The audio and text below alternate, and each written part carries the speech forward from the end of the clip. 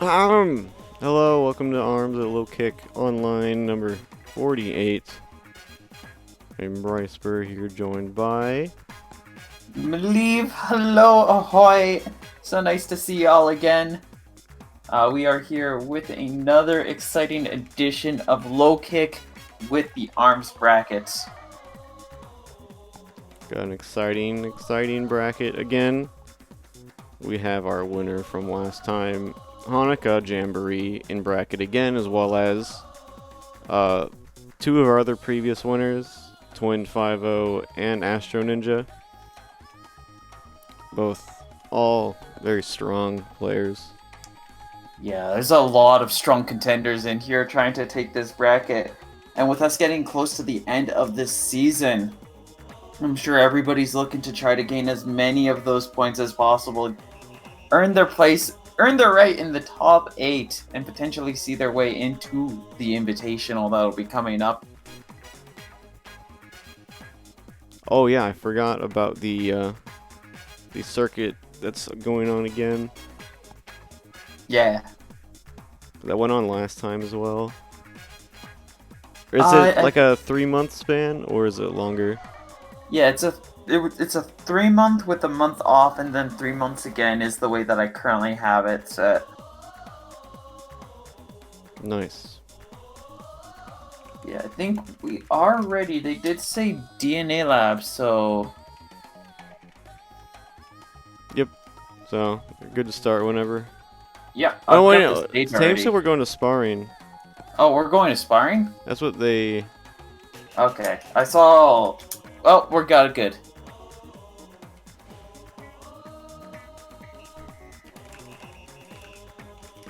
Alright, so then we are all set. Sparring arena it is.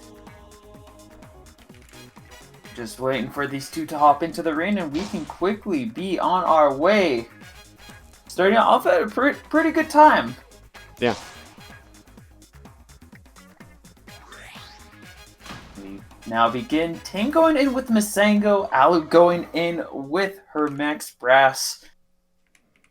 This is always a dicey stage for Masango. It can be dicey for Brass, but she does at least have that Enrage going in at the 25 and below health range, where Tame's always got to be able to try to find a chance to equip a mask. If he can get that opportunity, he might be able to contend a little bit better. Tame being a long time veteran of the game, they've been around a long time, so I don't see them having... Well, I think they took a while break from playing, so...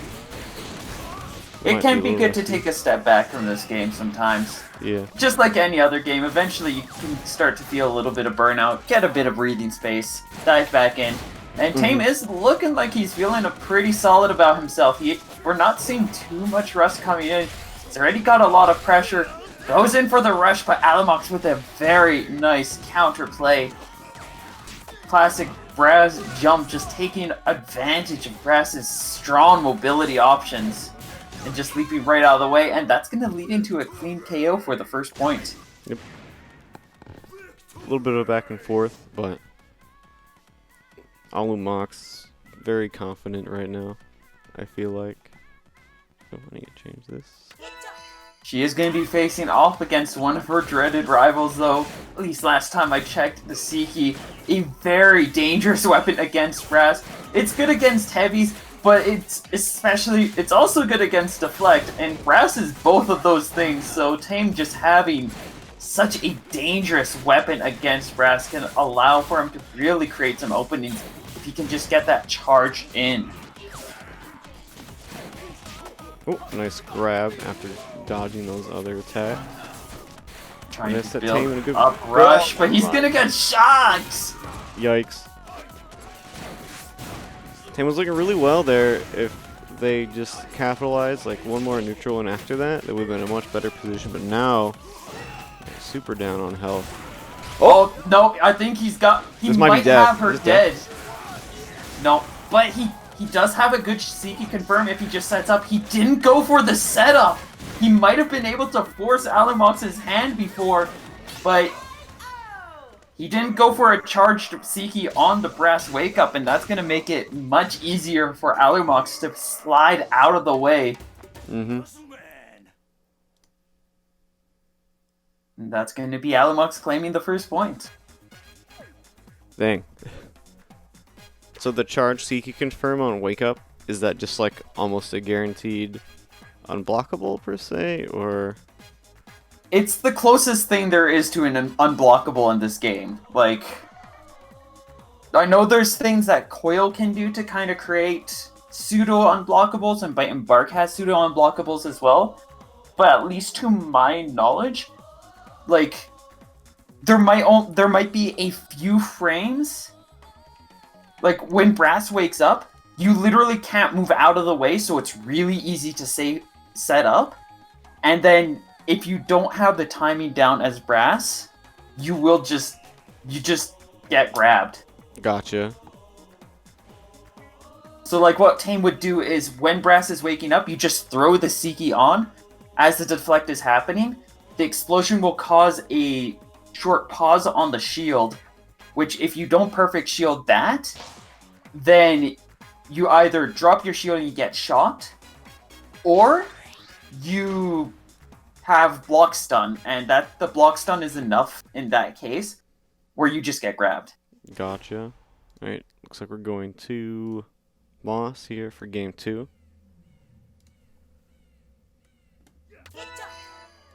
Gonna go in with a little bit more of a distant tool, a little more spacing, efficient with that popper. Tangdam gonna be sticking with the Siki here. He got a huge pop-off with that damage. And I'm suspecting if he can get to that weak range for Alumox again, especially with that rush combo, he could very likely take this. Mm-hmm. This round already looking very good. He has a mask on. Alumox is struggling to find a buff up. She finally gets her chance though, and that's going to be heavy damage coming onto Tame's face.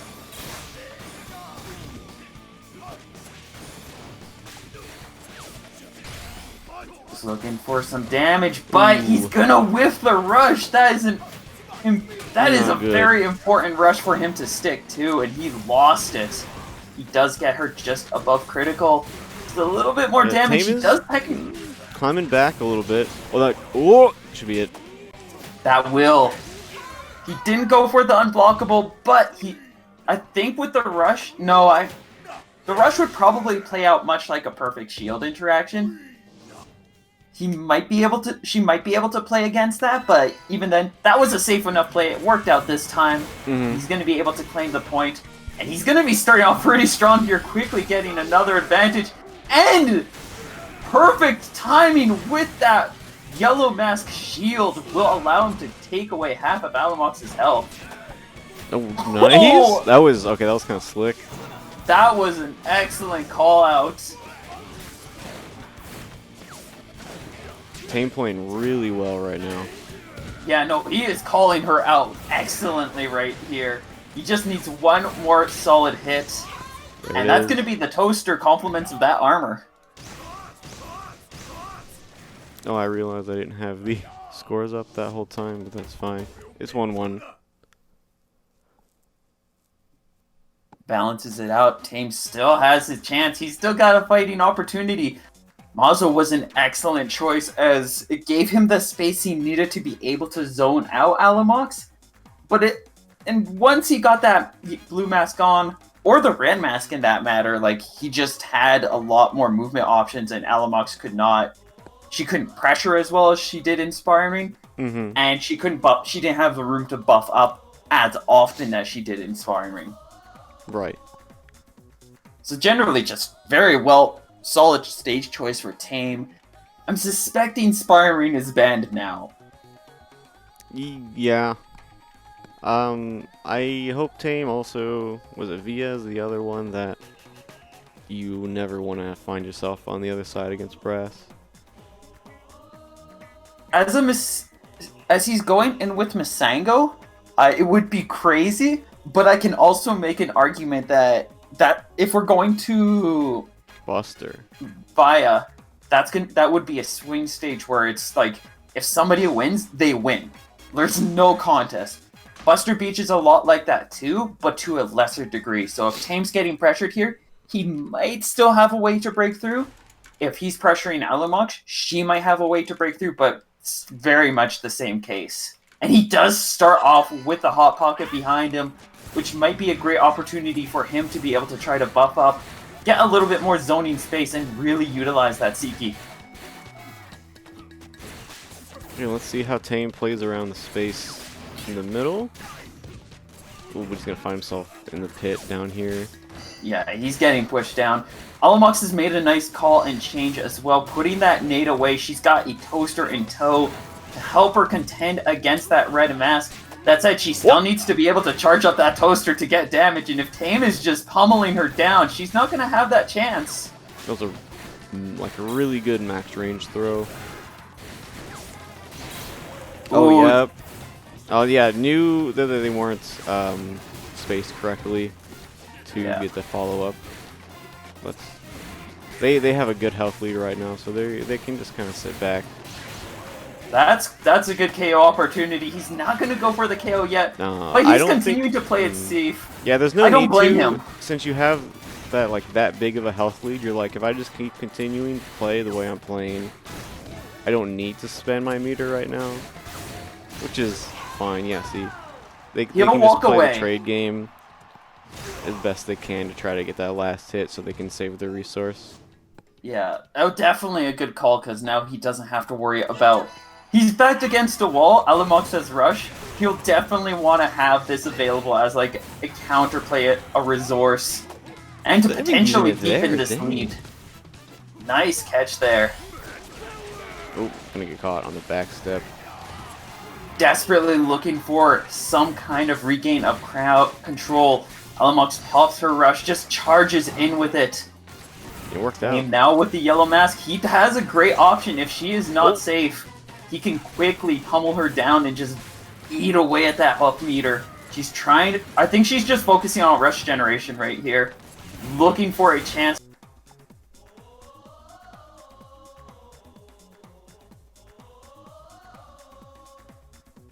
Yeah, it looks like we're back. Yeah, we should be back. I mean, stream died a long time ago. It was like... we were down for like 5 seconds. You're gonna be happy. Just wait. Just when we come back up, like I'm gonna do this thing later that I had to fix that I forgot to fix earlier. And when we come back, it's gonna be so cool, and you guys are gonna be like, I'm glad that they went down for that like 30-second span because this was really cool. And then, yeah, that's pretty much it. What's the word for like quality of equipment or whatever, like when that stuff improves, where it's like we bubbled up? Standards have improved, or standards or production levels. Yes. Yeah, I did a little bit of research on some stuff. Mainly for the Puerto Rican event I did during October. Taco Cats. Yes, we've got the Taco Cat in here. Flesh Eater is here, and I believe they have agreed to go sparring, so we can actually be diving in right away. Is the P that one crew? Polaris, yes. Polaris? That's with TC? Yeah. I gotta make sure I put that in. Flesh Eater going to be stepping in with the Twin Tail. Toaster, Hydra, Popper. Definitely a good combo of arms. Definitely some good options to try to contend the notorious Dr. Coil. And TC going in with the tried and true Coil with gloves. We got double nade on the field. Very excellent tool. Sounds like oppressive. It can be very, very oppressive. Especially when you're an experienced wielder of those arms. Yep. Oh, Taco Cat. That's what DC stands for. Yes. Oh no. Ooh, nice deflect. He is going to prevent himself from taking 120 damage as a result. Doesn't land any of his rush, though. He only gets chip damage, but Flesh has a weakened shield as a result, and TC is currently capitalizing on that opportunity, trying to eat through that. It's gonna get popped down, though. Gives Flesh a chance to heal up. Oh my god. That was a really good grab. They knew exactly what they were gonna do on that wake up. Yeah, that was a solid catch.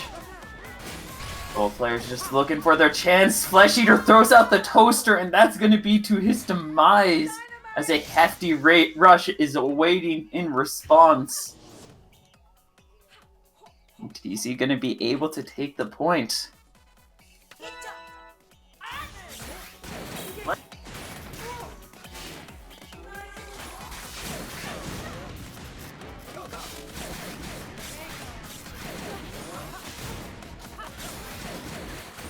Heading into our next round, it is just a flurry of bombardment, an explosive barrage of blasts.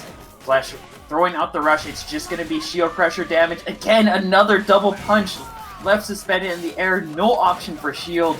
And TC, fully aware of that situation, just calmly, confidently responded and managed to get a light lead out of it. Yep, it's just a smidge of a health lead at this point, but even the slightest of leads can be very important in this game. Flesh managing to get a nice 160 damage, but in this position, they're just desperately looking for some ground, and unfortunately for them, Coil does not have any ground to give. Throws out the rush. That was a really good sidestep into Yeah, that was good. Just, like, keeping up that momentum, just continuing to slide out of the way. Flesh could not keep focus as he had already started out his barrage. And TC just cleanly out of the way, gets a nice chunk of damage, and going to be able to claim that point. Alright guys, check this out. See, this is why I went down. Really good sidestep. And then, you know, to avoid the rush from Flesh Eater, TC looked like he almost traded with that sidesteps and then punished for the kill. That was really nice. That was really nice. That replay was also very nice. Very, very good. I approve. Replays are cool as hell. So glad I learned how to do them. Could you DM me the link to the thing where you got that from? Because I might want to learn how to do that at some point. It's all within OBS natively. There's a. Did you look up a guide that taught you how to do that? Could you DM me that guide? Yeah, I can do that later. Nice. But basically, if you go to tools and scripts, you can add.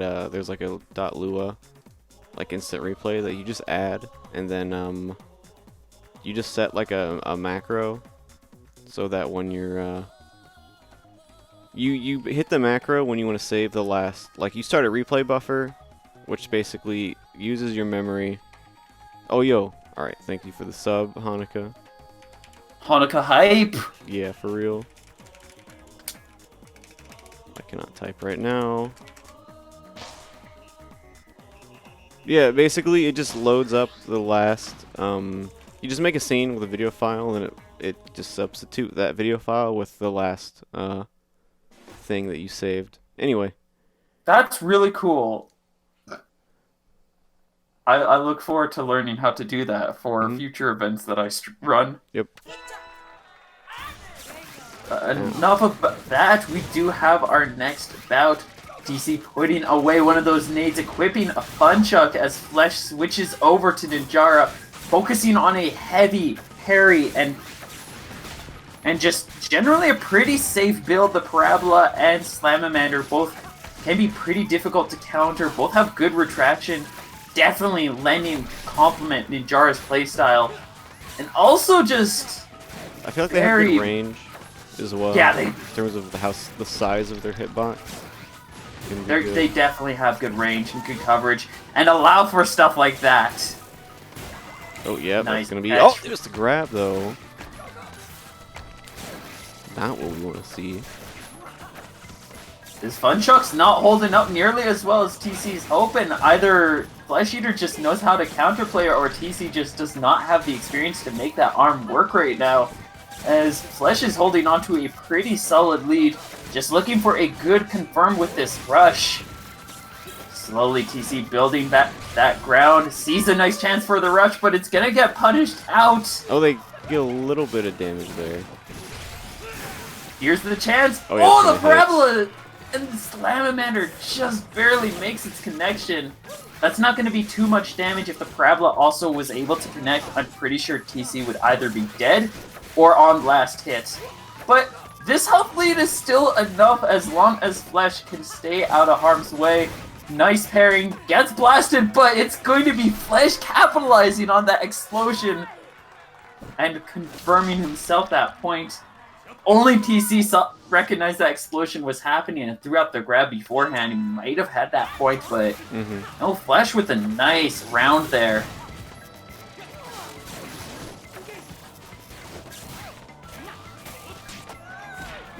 Yeah, Flesh already starting out strong again with that grab. Oh, with this... Oh, I think the... Oh, he's not going to get it to connect. It just curved a little too out of the way each and every time. The curvature, that one definitely made it look like that was an awkward confirm. But I think they had the right idea, and whether... If they had like a straight shooting glove, they probably would have connected. Or if just he had a little bit better positioning to be able to make that read. Right. This round definitely looking a lot more confident for TC, especially evading Flesh's rush and then responding with one of his own. Just needs that one final solid hit or a couple of chain hits to be able to take Flesh down here. Oh, good explosion. Gonna catch them with a splash damage. Oh, and the full rush here, 380. Flesh has a little bit of work to still go if he wants to be able to take TC out in a 2-0 point. There's that first hit. There's the grab as TC just... The wide grab, too. Paralyzed in fear. Dang. He had that rush and he just could not muster up the strength to use it. That was an excellent call from Flesh.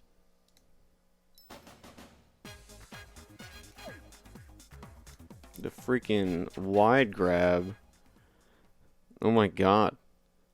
Just look at that. Just look at these final few plays. Like, Flesh looked like he was on his final legs. Just manages to get a cheeky parabola as TC walks into it, and he's just like, I'm just gonna grab you now. I have nothing to lose here. Throws out the grab. TC's like, I'm too scared. I don't know what I'm doing here. So they chipped with the parabola and then grabbed, thinking that they were going to continue to throw hands. So that was, something on those lines. That was really good.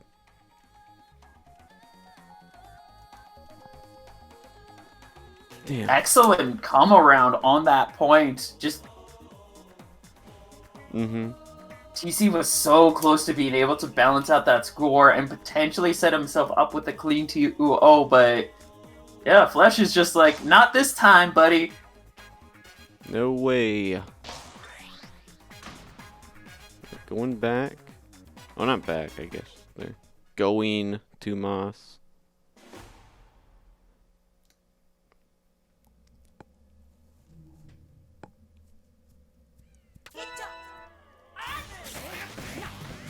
And again, just immediately opening up with the grab. Oh, almost he tried the same thing. That literally... TC was so close to getting caught again by that. Like, literally walking into the parabola. TC said, I'm not sleeping anymore. You can't keep doing this to me. I'm not losing this way. You can't make me. Only I can make me lose this way. Now, is Flesh a pad player then? I believe so, yeah. Isn't? God, I remember the execution for wide grab was like fairly difficult, if I remember correctly. It still is. Yeah. I think, I remember hearing somebody say that they found a way to make it a little bit easier, so it might... Actually, oh wait, no. I remember the person who said they found a way to make it easier. That was me. You want to know how you make it easier? What's that? You put a Slap-a-mander or a Slam-a-mander on. So basically, I'll explain it a little bit here. So you see, so Manders are the fastest grab in this game. Right. Like, they come out blindingly fast. But the trick to them is the fact that they don't curve. So normally you could look at that and be like, well, that's a disadvantage. But in situations like these where if you put an arm that can't curve with an arm that really can curve, this is an unfortunate round to be explaining this. But if you that was just it's over. That was a bully. That was a big bully. But yeah, so if you put the Slamamander, which can't curve, with something like the Parabola, which can curve, and then you throw out the grab in the direction of the Parabola, the Parabola will move to the left. The Mander can't move, so it just continues staying straight. So then all of a sudden you've got a pseudo wide grab out. Oh, okay. That makes sense. And in that final round, Flash swapped the arms around because he noticed that Taco was real. TC was recognized that if he goes one direction, he's getting wide grabbed a lot. So Flash was like, all right, I'll swap them around so I can get wide grabs the other way and surprise him. But unfortunately, TC just kind of pummeled him down. Yeah, it was like, we're not going to worry about grab games. I'm just going to punch you. Yeah, they just, you know, they took that one. Yeah.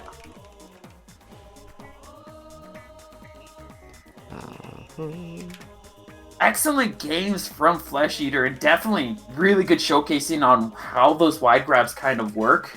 Like, easy wide grabs for a controller. Yeah. But unfortunately, just not enough to make them work. Also, yes, Hanukkah, I'm sorry.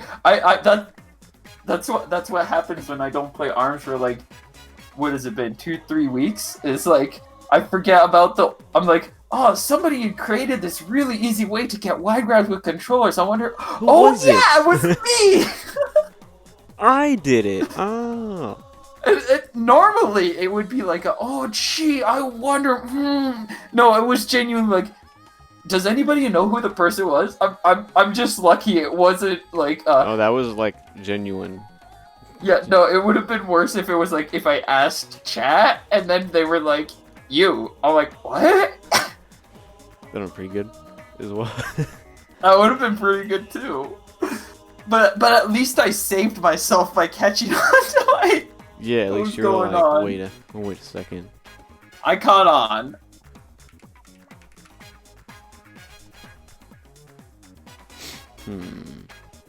Right now, Luna Gabs and Treebird. Luna, player of many characters. A gamer of many games. Yeah, he plays a lot of games. He just plays. He just plays whatever he wants to play. He played Smash 4. He plays Ultimate. He plays ARMS.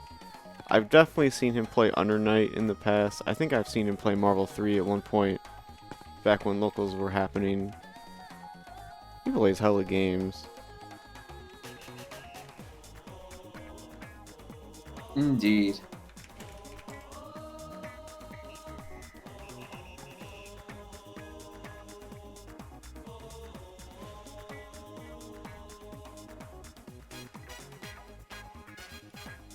Yep, whenever they give us the stage, we can start. Indeed. We are just waiting. We're drinking our water. We're checking our posture, making sure that we're sitting right. Oh, they're doing stage striking.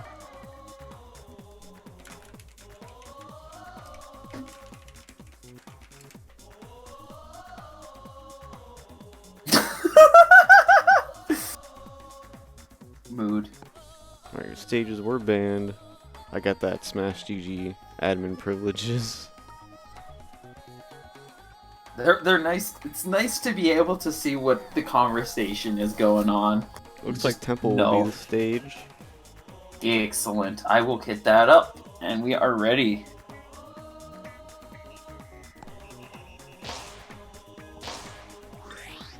Going in. Luna making a good call, sticking with the best of the best, Dr. Coyle. And treat. I definitely like this pick. Brass can work really well in the right situation to play against Dr. Coyle, but I'm pretty sure Springman's just more consistent against her with his better movement, being a smaller target. Less girth definitely makes it a little bit more difficult for him to hit his mark, but the deflect and just being a fast character just gives you so much more control, so much more opportunities to play around and try to keep up with Infamous Doctor. Right. Actually, on the note of Dr. Coyle, a friend of mine actually got a message. She had a birthday like a little while ago, and she got a message from the voice actress of Dr. Coyle wishing her a happy birthday. No way. Yahweh! That's kind of insane, actually. That's really cool. Holy crap. It was insanely cool. Speaking of cool, that grab was pretty cool. Coyle's got one of the coolest grabs in this game, like... Yeah, Luna will take that trade any day. Indeed. I would take that trade.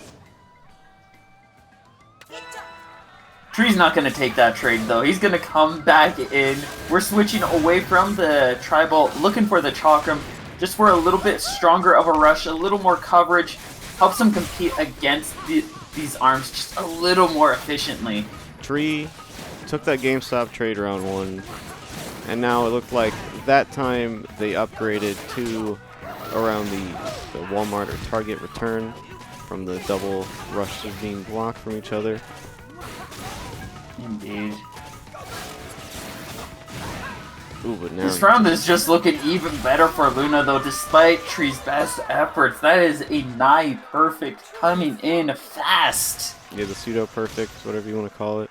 Pseudo perfect's probably better. I just never Legit remember the word perfect. pseudo. In Under Night, we have the Carmine perfect because you can get a perfect with Carmine, like a true perfect, but it's basically impossible because of the way he damages himself. Oh. Yeah, when he throws out, Pinwheel and 6B Fireball, so he hurts himself. So you can not get hit, but you'll still take damage. So you can't get perfects with Carmine. You can get that health back by command grabbing, but it's like you're not gonna get that much. Yeah. Like you throw out a few moves, and then after like 2 or 3 attacks, now you have to kill them by just doing command grabs. Mm-hmm. Like Carmine, well, like Under Night's like a 3.5 touch game to kill someone. Carmine, you just need like 2.5 to 3 because of that. Unfortunately, bad. I mean, it's the risk and reward nature of those kind of character choices. Speaking of Under Night, where's my slide? Aha! Under Night is next Monday. Sign up if you play that game, Midwest Locked. It's a very cool game. Under I don't Night's play it much. dope. I played it for a little bit, but for that little bit I did play, it was very satisfying. Also, the week after that, or I guess the same week later that week, on the 4th, Killer Instinct. Good net code. Oh, let's go! We like good net code games. Oh, I should probably be checking the stage. Okay, they're choosing still. Yeah, KI's dope. We support good netcode here. I'll go through the rest of the slides later. I don't feel like it. We'll get to them all. We've still got how many? We've got like 8, 9 matches still to go through, and we're maybe like halfway through this one. Looks like Buster. Teresa Temple. Huh? Luna's at what? Hang on. I'm gonna assume Buster, because yeah. Buster. Okay, we're good. Yeah. It is Buster.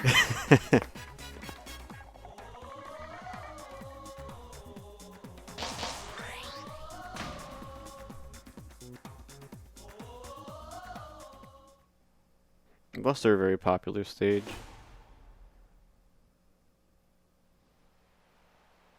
What is up, Arms fan? What is up, Frozen Frack in chat? Thank you for joining us on this Tuesday night or evening, wherever you are. Reaching spectator, viewer, friend of friendship. Yeah, Danny, I know you love Orange. You love this game. Wait, I thought Danny despised this game. That's why he's put so much time and energy and effort and just like... Oh, it's all a joke. He hates it. Yeah, I know. Yeah, Of course. no. Like, he's done all this because he wants to see this scene burn to the ground. I've been the left in this community. When are you gonna take a break to play Marvel 3 for like a year? When you inevitably get banned for being toxic? Okay, match time. Luna playing insanely well right now. Again, as per usual. I know I've seen URAN manage to make this loadout work against Dr. Coil, but that also goes into mind just the expertise that URAN has with Ninjara. We're seeing some good damage finally coming in from Tree, but I don't know if he's got the movement or the abilities to make... He doesn't. No, that was really good. Yeah, he just landed right into that toaster square in the face. Ninjara's definitely a solid pick, but I don't think he's the player with a good enough experience to be able to make this character work in this matchup. Because you really, really have to know how to play Ninjara to be able to play Ninjara well enough to take on a character like Dr. Coil. Right. Doesn't Tree have a brass as well?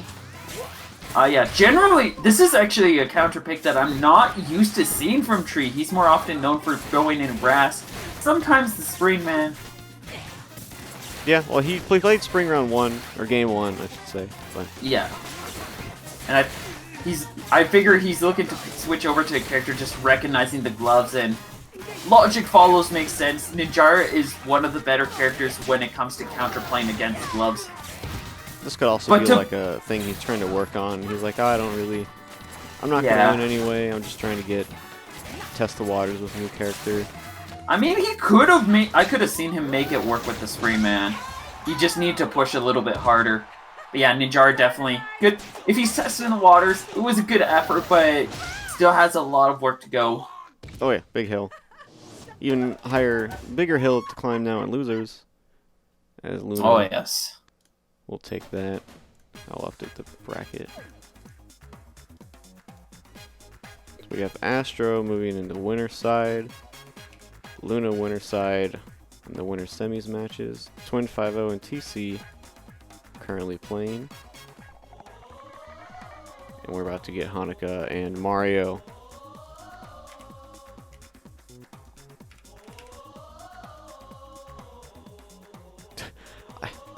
Why does Hanukkah always try to take people to sparring game 1? Hanu, why didn't you do stage striking like while you were waiting? I tell this to everyone like that does stuff like this. Like, you had all that time. I'm calling you out on Twitch.tv. Oh, okay, they're just gonna go to sparring. That saves us. Alright. Let's go. I mean, Hanu's got a good strat. He's got a good backup strat. If he gets too hyped and focused on some sweet streams by Bryce, then he has the emergency backup of, let's just go to sparring. And then you don't even have to stage strike. Bam! Saves a lot of time, saves a lot of effort. And he pinged you. Yeah, he does that. He does. Last month, you were also the current, or you were the owner. And he still pinged me every time.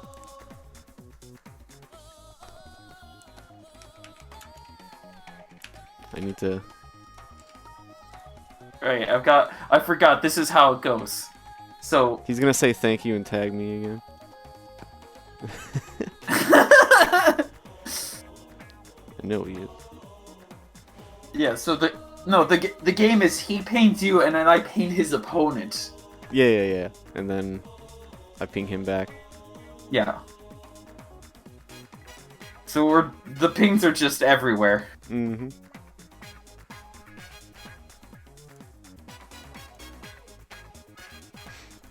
Well, okay.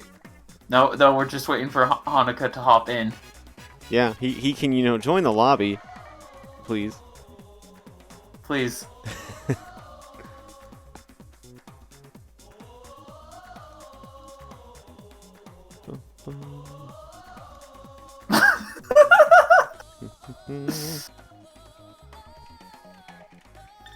There he is. Let's go.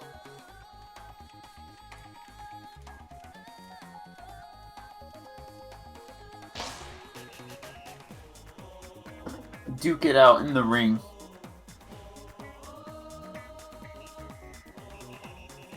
Mario either gonna go Sprayman, probably Masengo, just knowing that this is a bad matchup. We got a Ribbon Girl! Ribbon Girl. I've seen Ribbon Girl gameplay in a while. I feel like I do remember the fact that Mario has a pocket ribbon, but it's been so long that I don't really remember that. But I guess I do because I just said that. So we'll have to see how this ribbon fares. Hanukkah just going in. He's sticking with the Twin Tail. He's going in with the Tri-Blast Chakra. We all know what he's going to be coming in with. I've never not seen Hanukkah play Pink Twin Tail with, like... There's probably around, like, 8 arms or something that he's played after the defaults era ended. He found what works well on Twin Tail, and he just kind of stuck with it. And Really good call out. you really can't blame him, considering they are some of the best arms you could put on Twin Tail. Mm-hmm. He plays meta. I mean, can't blame him. He's never allowed to have fun ever again. I mean, if you have fun with meta, then you're never going wrong with your life. Yeah, it's like, you know, if you get a job that you really like, it's like, well, if I work but I enjoy it, it doesn't feel like work.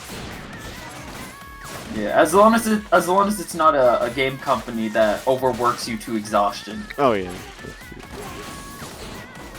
So far though, Mario's Ribbon Girl managing to make some strides. He's just looking for a final poke, but Hanukkah does have the rush ready. There we go. Nice movement and good catch there. Hanukkah played with fire there at the end. Indeed. He was trying to get in as best as he could, you know, avoided most of the barrage of arms coming at him, but he was utilizing the Actress Aura well, but once he evaded that Slam-a-Manger, he just went in for the punch, and Mario was able to slip in undetected with a quick pop or cracker punish. Definitely slid in there. Like those DMs. Those DMs that I never get. Bad jokes. Collect that ass though.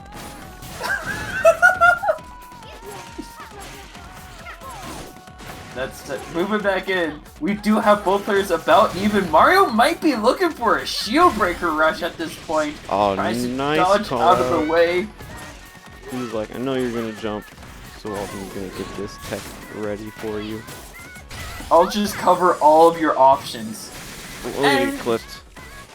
Yeah, just a light clip. Just a little off the top right there. You have a weakened left arm. Mario does get a disarm. He does have Hanukkah weakened up still, and he is trying to just cover that arm damage. That was a risky grab, and he's going to see the error of his ways as Hanukkah will say no to him. Very good bait and punish.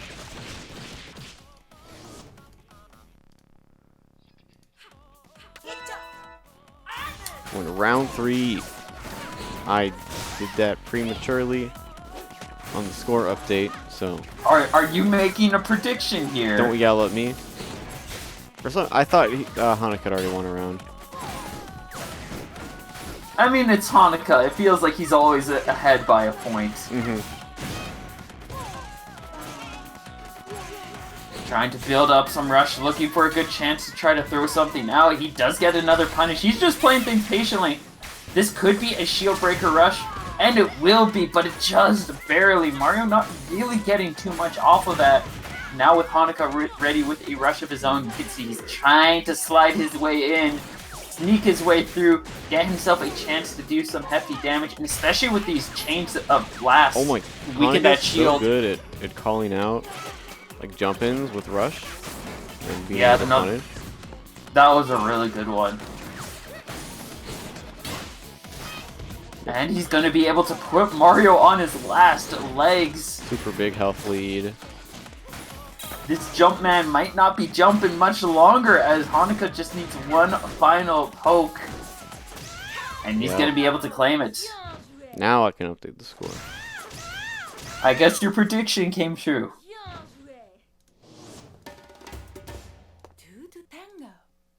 Look at that again. Starting off with advantage. And you can also give all of these players a lovely advantage as well in incentive in fighting. You go ahead and head over to that Matcherino link.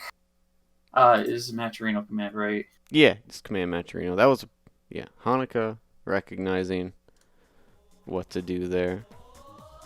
Very, very well played.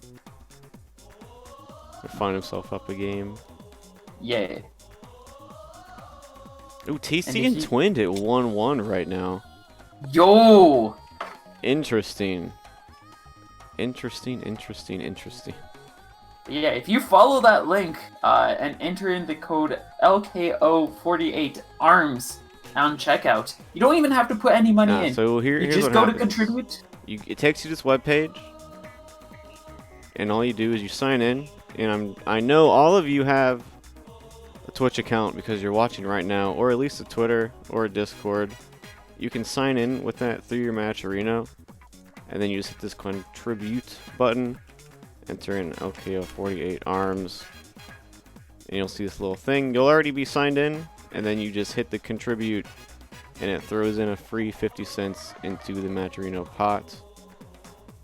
Thank you to everyone who's donated so far. Let me refresh the page. Or anyone who's used the coupon codes, used anything. What do we got? A couple G Fuel coupons, Iron Fist Fridays, and mostly the coupon code. So we appreciate it. Yeah, you can do sponsor quests on the right side as well to also throw in a little bit extra. Are we starting? Okay, we're not started yet. Yeah, we're just about to start. Okay. Sorry, I only have MySpace. Well, I don't know what to say to that. Does MySpace? I didn't know they still existed. Do they still exist? I don't think I've logged into my MySpace since like 2011. MySpace.com, it still exists. Last I remembered, they were mostly using it for like music. It's probably what it is at this point. DNA Lab. Mario putting away the Ribbon Girl, especially when Hanukkah started calling him out on his plays. Just really could not hold up under pressure. Mario definitely a lot more confident, a lot more in control with the Springman. I feel like his Masengo might fare a little bit better, but you can't go wrong with the classic. Mm-hmm. The classic. Wow, so good. Tri Blast, very, very good arm.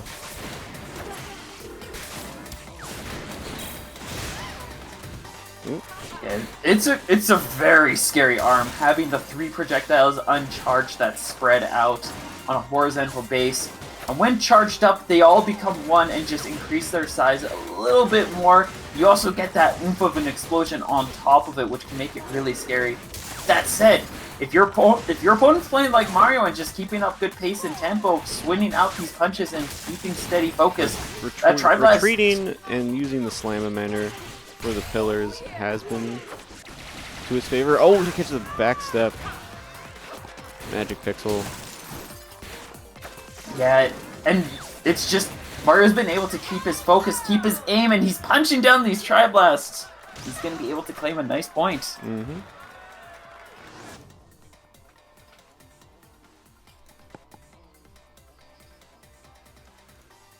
That said, we're going to be diving right into the next one with Hanukkah ready on Rush. Oh, Twin did take that set against TC 2-0, so we'll be winner of this against Twin later.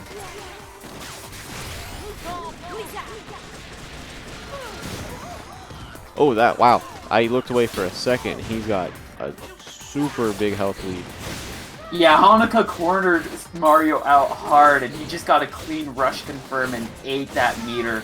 That said, he put Mario at the perfect number to be able to get that perma-charge, that enrage. And he's going to be capitalizing on it as much as possible to eat through Hanaka's health.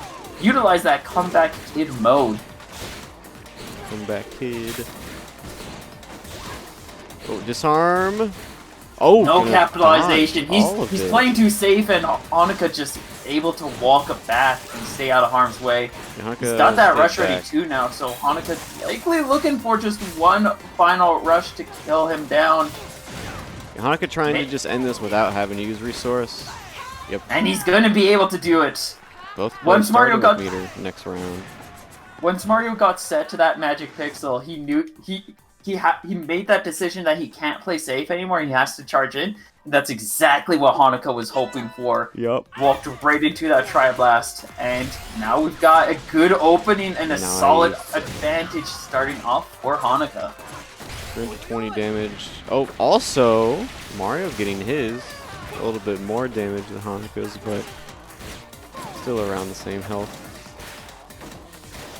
We're not seeing like crazy Seeky rush numbers. No, we don't got... I mean, the Manners can do a lot of damage, but without a Seeky, you're not going to be seeing that kind of stuff. The damage is insane. Hanuka.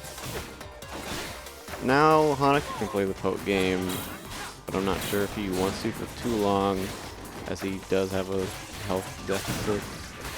Yeah, it's not too significant of one. But he is struggling to keep up against that Mander and Glove as Mario just kind of keeping up his punches, keeping up his power plays. We do have 40 seconds left on the clock.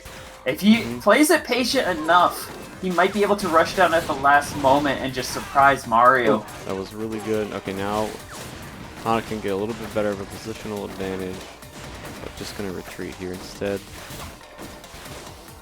20 seconds left on the clock. He is getting those trades. He's making these moves, just slowing things down, staying more and more focused. Mario is just so focused on a base tempo play. Like, you just see Mario, he's just pressing buttons. He's just dancing back and forth. He knows what his safe options are, and he's only going for his safe options. Just shield. You can just hold shield. Out. Yep. Hanuka called this, like what? Once Mario started to get too comfortable in his tempo, Hanuka was like, alright, I need to just change my approach just slightly enough to make sure that Mario doesn't get discomforted and make a change of approach, like change his strategy. So he just was like, I'll let you keep your pattern, I'll get a couple of punishes here and there, and then I'll just hit you with rush because you'll be too busy sidestepping, constantly dashing back and forth, just not really thinking about being ready for rush, just focusing on I'm just moving and playing safe and throwing out infinite punches and you're not going to hit me. Oh, I got hit by rush. And then in the last few seconds, he's like, yep. All right, now you're going to desperately throw out a rush because that's the only way you can come back, and it's too late. I'm just going to shield it. Worked out really well in his favor. God, I cannot wait to clip. Oh, thank you, MKMK, for the raid. Appreciate it. Raid hype. Oh, Danny. Yeah, no, that was a really hype one. That was like the last 40 seconds. You could see Hanuka knew what was going on, and he. Oh yeah, he and Mario read, and it was like, I know what's gonna happen. I can play this game a little bit better, and he did. Indeed.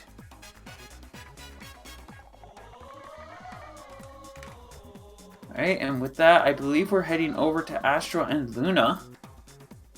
Yep, Astro, Luna will be the next match. Anyone who would like to follow along with the bracket, you can go here. And also use that, like, Hanuka posted, the Matcherino. Can't emphasize the Matcherino enough. It is how these players will be walking away with money as it currently stands. We've got $4.45, which, I mean, it's something, but it's a mere pittance to what it could be if people just clicked on that link, entered in the code LKO48ARMS on checkout. You don't even have to put any money in yourself, and you'll just contribute a free 50 cents. Just go here. It's also I will show this again for anyone you sign in with a social media account. Matcherino is they're very cool people, so you don't have to worry about giving them access. They won't do anything weird. Just go to the contribute, LKO 48 arms. Oh, whoops, I did 40, not 48. You go here, and then it'll literally just dump 50 cents in for free, thanks to Low Kick being a Matcherino partner and whatnot. Very cool people. And if you want to go a step further as well, if you just scroll down through that page, you'll see that there's a bunch of little additional ways to contribute thanks to our sponsors such as G Fuel. Yeah, you can you like G Fuel sponsor quests. I think they'll like have you follow people and retweet things, and you can add additional prizing that way. Indeed. It's very cool stuff. Alright, so yeah. In losers, it looks like Tame took that over Papu mates. So we'll see Tame. Well, Tame will be in losers later. And Treeber is up a game against Flesh Eater. And the other matches have been underway for a few minutes. Indeed. Now we're just looking to get Astro and Luna in here so that we can commence our top 6 fights. I think, yep, okay, there we go. Just waiting for their stage. Mazo. Reddit. Okay, I see. And Hanukkah's asking when best of 5 is. Yeah, it's top 3, like always. Alright.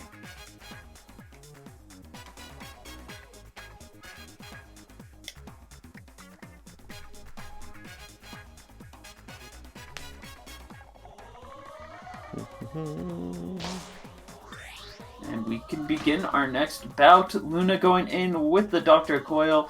I feel like I know I've seen him choose other characters before, but I think he's really just pushing himself to be like, I'm just gonna start going Dr. Coil because he wants to be able to stand toe-to-toe with Astro.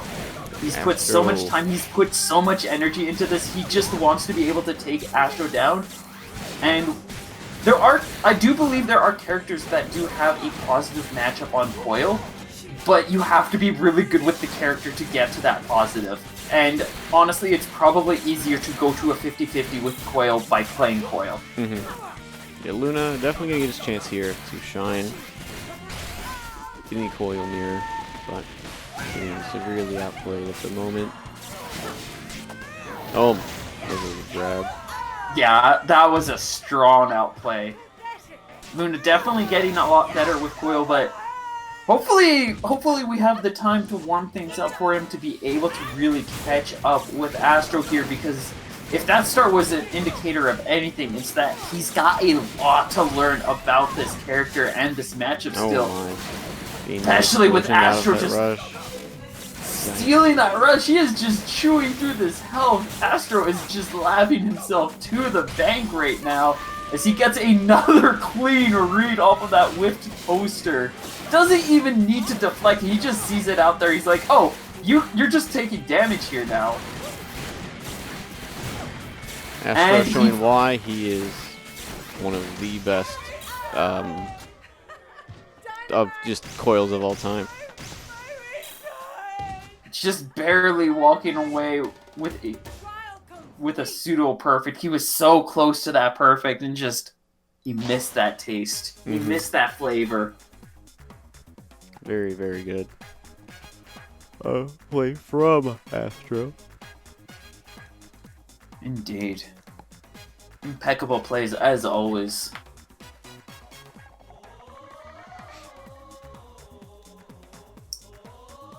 I do commend Luna on his determination to bring out the Coil for this matchup, but yeah, I genuinely believe like there's other characters that are 50-50 that I feel like might fare a little bit better. Like I think Kid Cobra's like 55-45 when you really get to the nitty-gritty. Looks like they're going DNA. Yep. So it might be that Luna just has to find the right character to really make that answer. Mm-hmm. And as much as the coil definitely does show a couple of things here and there, I question whether or not it is the right choice at the end of the day. We'll see if they stick with that choice in Indeed. a few moments.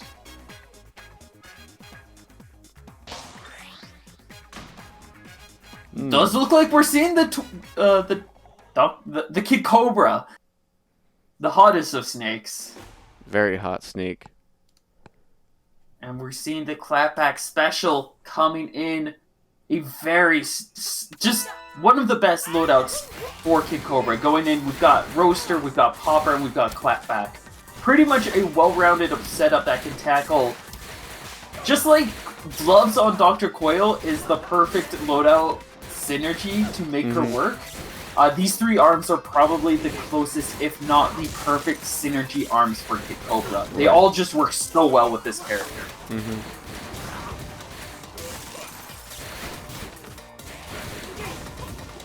That said, it doesn't look like we're getting that much synergy coming out of these arms right now as Astro is just pummeling him down into a pulp.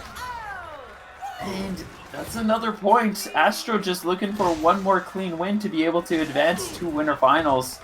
Barely even breaking a sweat here. Like, the most Luna has been able to do so far was just a cheeky opening with that charged toaster in the previous round. Otherwise, it's just been Astro every this set has single been all time. Astro. He's so good. Oh, we're gonna get something here. There though. we go. 315 damage, definitely a little bit to help out. And that's going to be able to balance out this health difference. We do have a good rush coming in. Luna bringing out the clapback, but just could not hold it out long enough. The clapback, Popper, a little bit better in the Luna situation here. However, But but because of DNA Lab, I feel like he kind of bit himself in the heel there by choosing DNA Lab, because while Kid Cobra with clapback is really good, because of the fact that Astro had such an easy time getting into even higher ground than Luna was in a lot of cases, he just stayed above Luna, and now the clapback just kind of struggled to do most of what it's supposed to do. right. Makes sense.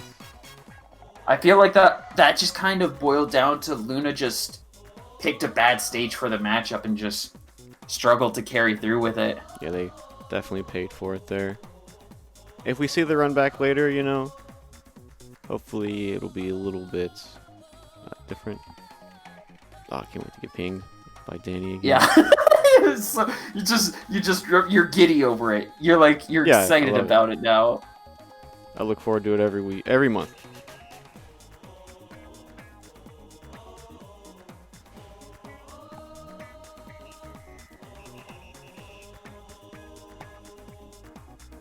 Sorry, a little bit tired. That's fine. We all get worn out. Long days and all that stuff. This next set will be a run back from last week's finals, I believe, which was Hanukkah and Twin, if I remember correctly. These two duke it out a lot. Yeah, I feel like they play a lot. Hanukkah said sparring though, and then Twin is gonna say Hanukkah, why no. haven't you chosen the stage yet? Oh, We're gonna go with it regardless. I didn't think Twin liked gentlemen's to sparring that often, but if I remember last month, these two went to sparring, and Twin just had. He's got a couple of different arms and playstyles. Like, he surprised Hanukkah like last month with like a Tri-Blast Glusher combo that just like first round snuffed him down, and then it became really, really close. Again, you forgot. Yep. SMH my head.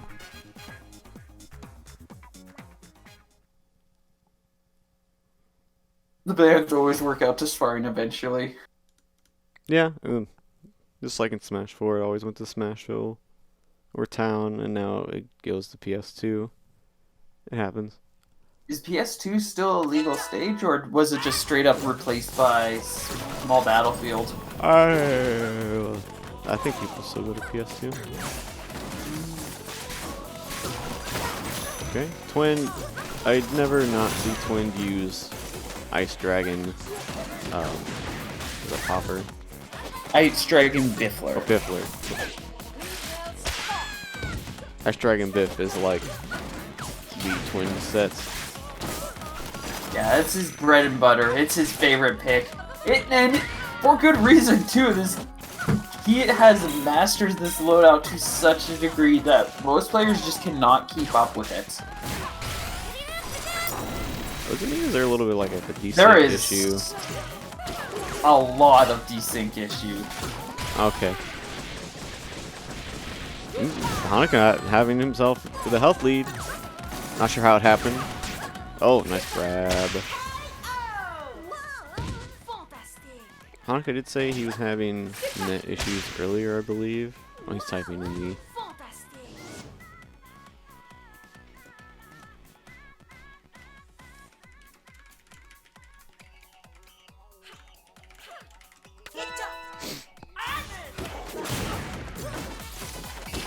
Twin just gonna keep gunning through. We'll probably see a response from him after this. Hopefully things settle down. I think they're just gonna grit through the first game. And we'll see what happens later. Oh, walk into that laser. Trying to bait out, good opportunity. Nice play with the Ice Dragon. Oh, nothing's gonna come of it though. Twin stays patient. Just trying to bait out that rush, but he's just not having the luck for it. Both players staying very patient. Oh, I could see. Yeah, there's some phasing of arms. There's some witchcraft going on. A lot of what Danny is throwing out looks like it might be like hitting but not registering. Same with Twinned, as well as like some of the movement going around. Yeah, well, the round even before that, like that rush that Twin threw, it was clear he saw something that we did not, just because of how this witchcraft is interacting. Oh, trying to maybe bait a response from Twin, but that will get a shield break. Nice. Staying patient. Not gonna fight on that. Oh. That air shield from Pop or Lolo is so cool. This is the only character that can do that. She would have been really cool in Smash just for that alone, being able to bring out the shield. Air shielding? That'd be like busted. It would be. I mean, well, it's not necessarily in this game, but it gets pretty close to in a lot of cases. I mean, it can get parried out by multi-hits in this game as well. Like, if you explode or you get a good double punch on a shielding Lola in the air, like, if you did, like, a multi-hit on Lola Pop in the air and Smash, you'd probably be able to get through them as well. Han was taking the first game. It'd just be to fight back things like Mario ferrying you and trying to spike you. Yeah, of course. Of course.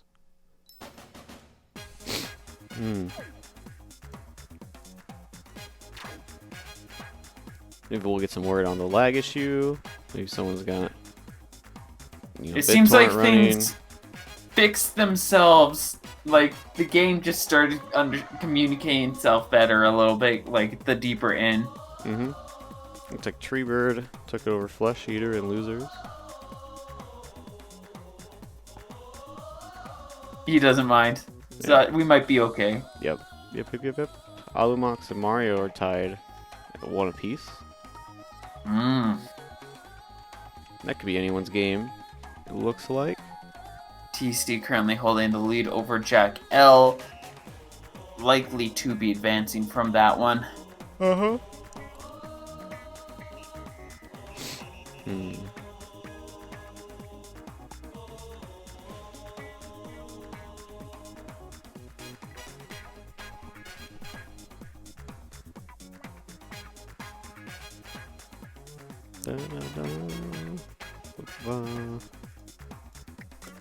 Bands going on right now, likely. Indeed. Let me see. If I were to take a guess, Twins probably gonna.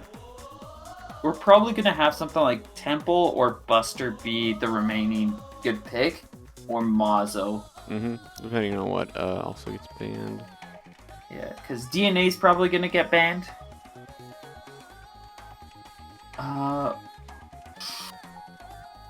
No Buster and no Temple. Oh, Hanukkah gonna ban some of my picks. So DNA Lab is available. I'm saying Mazo or DNA Lab. I was assuming he would have banned that one, but he probably has a lot more confidence in that stage than I anticipate.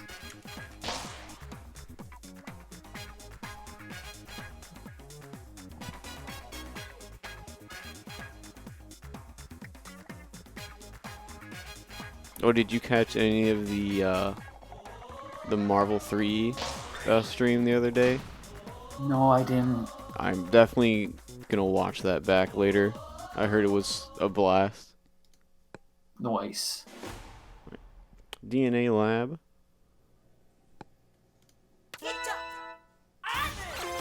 Ah, I see. What do you see? I got DC'd. Oh. Well, I'll try my best to explain to everybody everything that's happening while that is going on.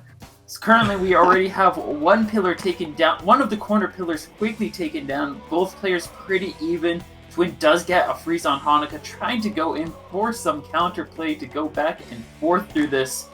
Hanukkah quickly building up a rush. Twin not too far behind.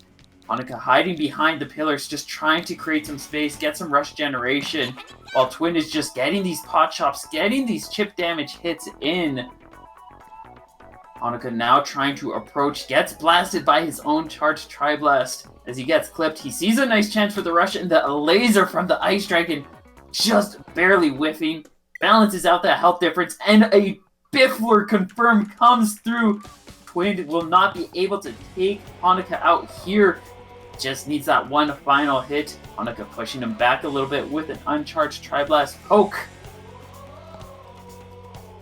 Player swinging back and forth. 5 of the 6 pillars. 6 of the 6 pillars are gone as Hanukkah. Well, 5 of the 6 pillars are gone. 5 of the 6. There's still one left. Okay. And a grab will seal that. Twin claims the first point with 19 seconds to spare. Reminder, Hanukkah is up a game as well. Let's see if I restart my Switch. Sounds good. I'll keep the commentary going. Yeah. I mean, you can just be like, things are happening. You don't have to go too in depth, I guess. I don't mind doing. If everybody's enjoying listening to me do a play-by-play about what's happening, I'll just keep doing it. I don't mind. Net play blow-ups are awesome. Nice grab confirmed. This round is so in Twins' favor. Just with an excellent rush, a good grab, and a lot of damage. Hanukkah whiffing his blast confirm. Twin going to be able to stay nice and healthy.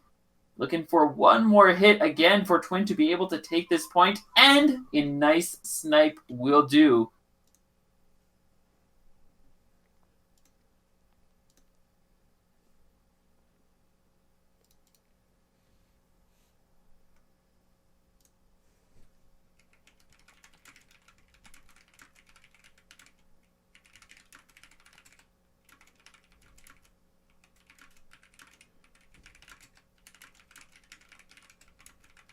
Alright, so now the score is 1 apiece. Oh, it's 1-1 in game count now? Yeah. Okay. Twin Tell had them a not to very start, confident. please. I've got the stage list up, so Oh yeah, you have the power. I have power. No word, Hanukkah just sadly eating popcorn as a result. I tried testing the connection. It said I was getting like 20 down, 5 up on the Switch. Hopefully. I tried joining back during the game and it hit me with another error. I don't think there was like a Switch update. God forbid a game update. That probably Yeah, did. no, I don't think there's been any updates.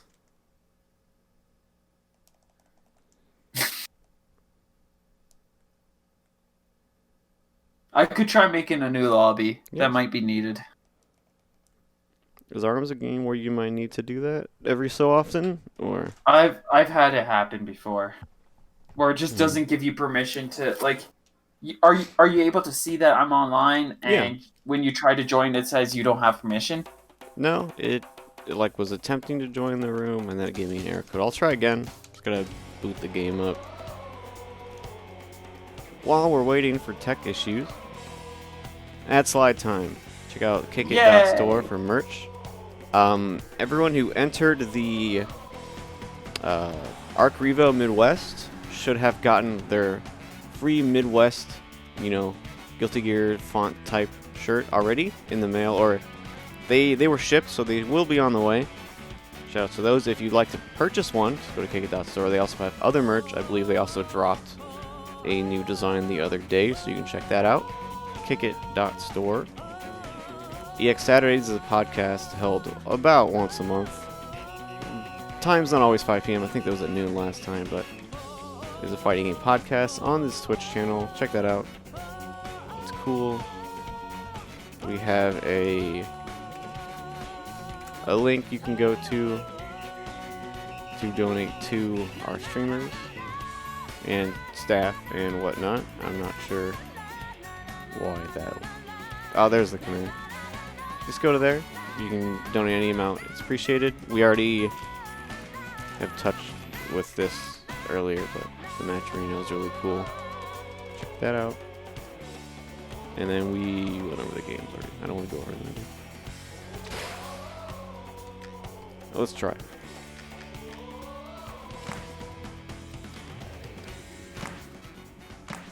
Currently in arena.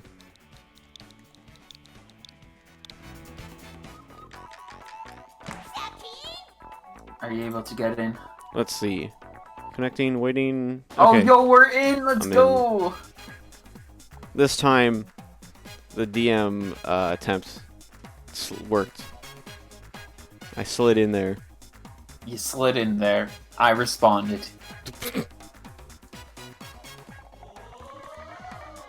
I can't believe he's icing me out.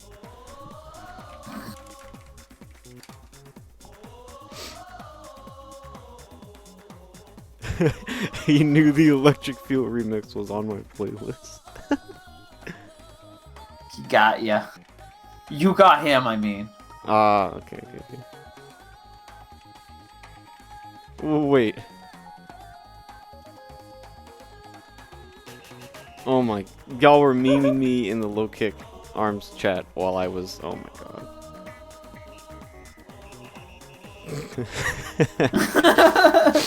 Okay. That was pretty good, you got me.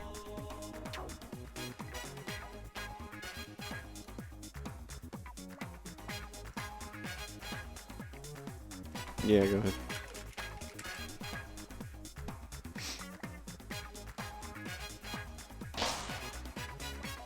The audio only commentary. I mean, it happens in games every now and then. Like Fighting Herds, apparently we'll get a random DC every now and then, or like a really bad desync.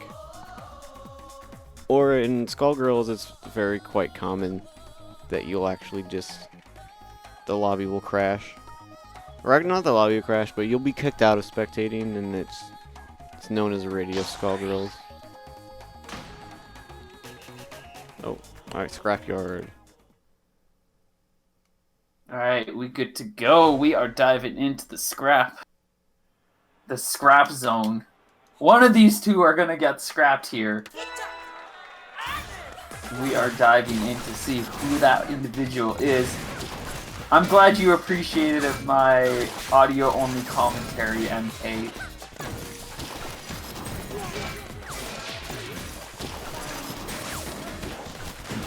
Don't need that too much anymore, as we do have some beautiful visuals.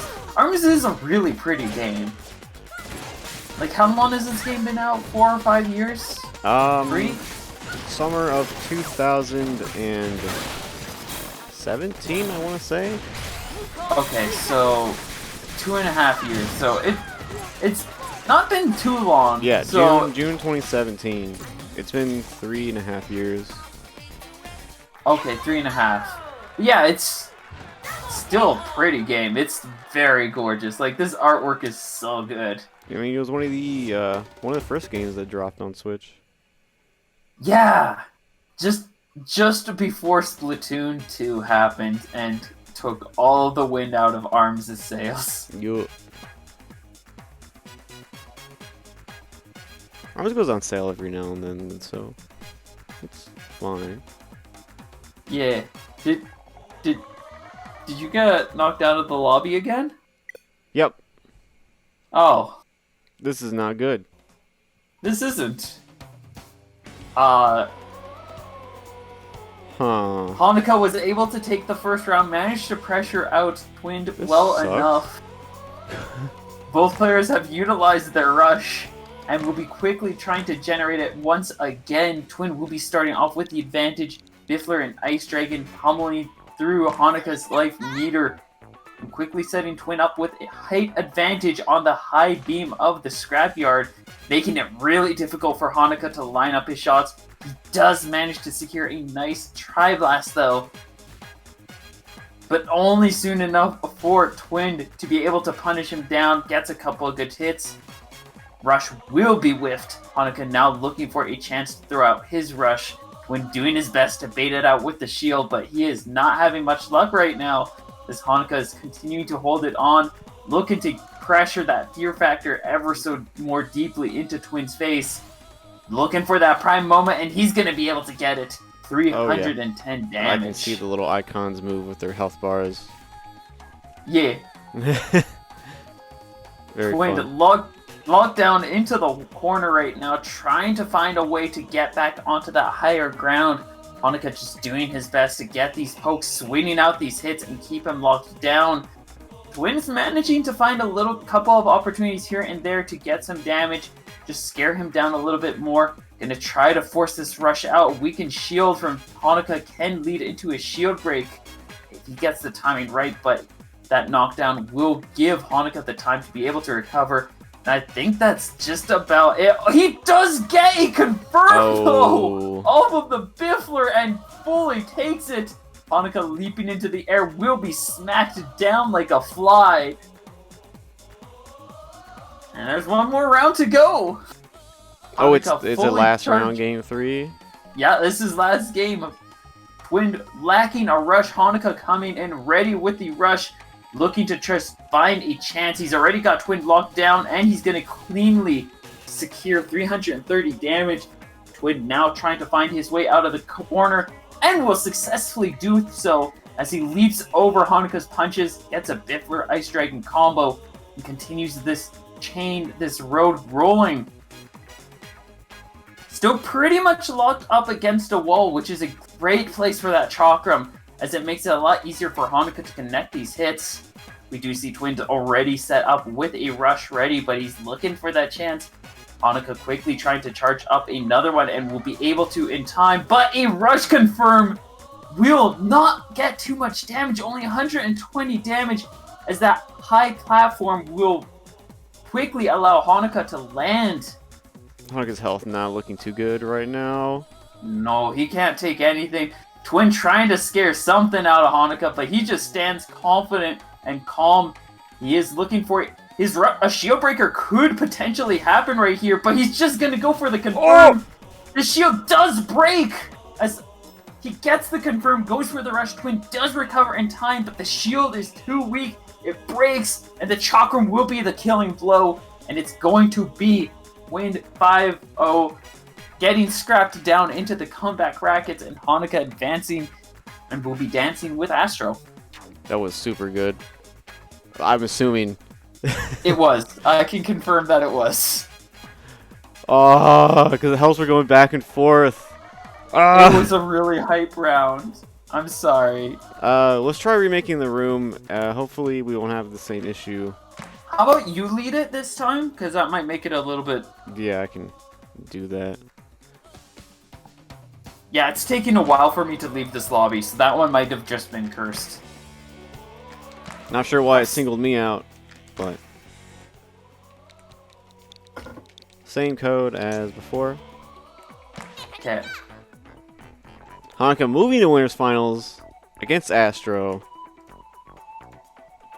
Nicely done. Treebird will play Twinned in losers. We have Mario and TC also playing at the moment, I believe, or they might have finished. TC currently in the lead against Mario. You guys say GG's after every game, and it's mixing me up because I feel like I want to say the set's over, but it's just a game. Yeah, I get that one. It's respectful, but it's also it can be seen as respectful, but it's also confusing to like a spectator. Okay, so Astra and Hanukkah are done playing. We can have Twinned and Treebird if we'd like. Or we could wait for the winner of Mario and TC to play Luna on stream next. So yeah, wait, what are our options again? We can throw Twinned and Treebird on. Or we can wait a few minutes for Mario and TC and then throw that match on against Luna. Yeah.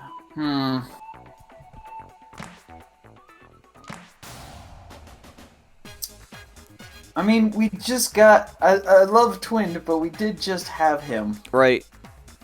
I feel like that match will be a little bit more of a blowout than Mario TC against Luna. I'm down to wait. That'll probably be Twinned okay and to wait. Treebird can start as well.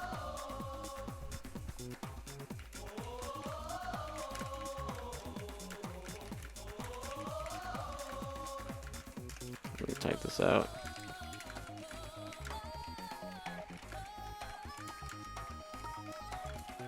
Which means that we've got a little breathing room, a little bit of a chance to talk about things. Yeah. Or stuff. We already did the ad slides earlier. Do I have anything else? I don't have a graphic. Actually, I do have a graphic I could DM you, like, right now, but... I have, like, some of those other ARMS slides, but I don't know how up-to-date those are. I'm not doing the ARM stuff right now. Ah. Well, I have the other... I've got an Ninjala thing coming up. There's, like, the bi-weekly procrastination nonsense. Oh yeah, we could talk about some of those other ARMS events. Yeah. The ones I have, like I said, are probably not updated. Bi-weekly is still the same as it is. Eris stuff should be the same. Let me throw this I'll just send you the most up-to-date. Let's see. This is Era's most current graphic. Yeah, that's the one I have. Okay, and you've got the one for Treebird's Forced Frolic? No. Okay, let me send you that one.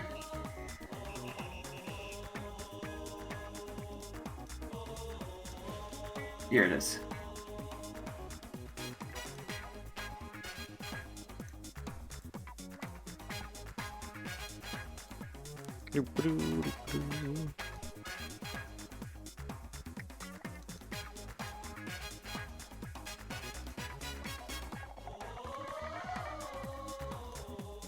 Yeah, and I'll just send... I have 4 things. I have the Treebird, Network Era, Ninjala, bi-weekly.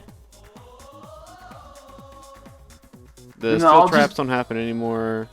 Yeah, that one's not on right now. And the Jor one doesn't happen, I'm assuming, as well anymore. Yeah, Jor's is on hiatus as well. Planet Scrap Stars on hiatus. Indeed. Well, like the ARMS one. So the Ninjala one. Yeah, network. It's just Network Era, the Forest John, and Network Era, Force Frolic, and bi-weekly. Yep, so here we go. Here are the slides. Here's the bi-weekly procrastination. So if you like playing ARMS and you like double elimination brackets, but you don't like doing all of the double elimination bracket on a single time period like we're doing right here, bi-weekly procrastination might be for you. They do brackets every other week, and generally it's when you're competing the bracket, you just show up, you make a schedule with your opponent, you play, you finish that one. Your next opponent, you go, when are you free? They give you the time they're free, and you both come to an agreement. You show up to that one, you play that one, rinse and repeat. And that you kind of do that process over the course of a week. It's I've said this so many times, it's a very interesting and unique style of doing a tournament bracket. I feel like more events need to do stuff, or more communities could benefit from something like this, where it's just a lot more relaxed. It's very relaxed. It's also, it works well for double elim. It might be a little bit grittier towards the loser side, waiting for like more people and waiting for matches and whatnot to be fixed. Because like, say you're in losers, and the match in winners like literally takes like 2 days to play though. So then you're just like stuck in losers, like being gate kept. Anyway, next is the network era. 3 different tournament series. Do all 3 of them still run? Yeah, all 3 events run. I believe Default Derby is actually weekly now. But if you're a fan of this one and you want to play more arms, you want to drop by other days, Network Era definitely is going to be a strong contender for you with events on Sunday, Wednesday, and Friday. We've got the standard COTE and Temple Tantrum. Both are standard backroom tournaments. COTE has 2 additional stages on it. And then Default Derby, for those who might be more of a fan of default arms, playing with those classic tools and equipment, that's going to be the place you're looking for. That Discord link right up above. Go ahead and check it out, and you're probably going to have yourself a good time. Defuel, Thunderbird, nerfed. Twintel. Yeah. GG's, Hanukkah. You didn't deserve that busted ass character defaults. Oh, Twintel is so good. Anyway, Ninjala. Can you tell us about this game? Okay, so there's a link there. This is like, what's the best way to explain this game? Everybody says Splatoon, but it's not Splatoon at this point. Like, You're kind of running around. You've got these swords that are made of gum, and you can spit out like ninja stars or like just bombs at your opponent's face. You wrap them up with gum, you punch them down, you collect points. It's kind of like it's a point collection kind of competition where you're looking to generate points by taking down these drones, which make you stronger, or defeating your opponents, which will also generate you points. This will be a battle royale format, which means that it is 8 players thrown into a field, and they just all duke it out, run around, and see who comes out on top. If anybody's a fan of, if anybody wants to check out this game, it is free to play. Bracket is this Saturday, so I'd love to see some new faces come in.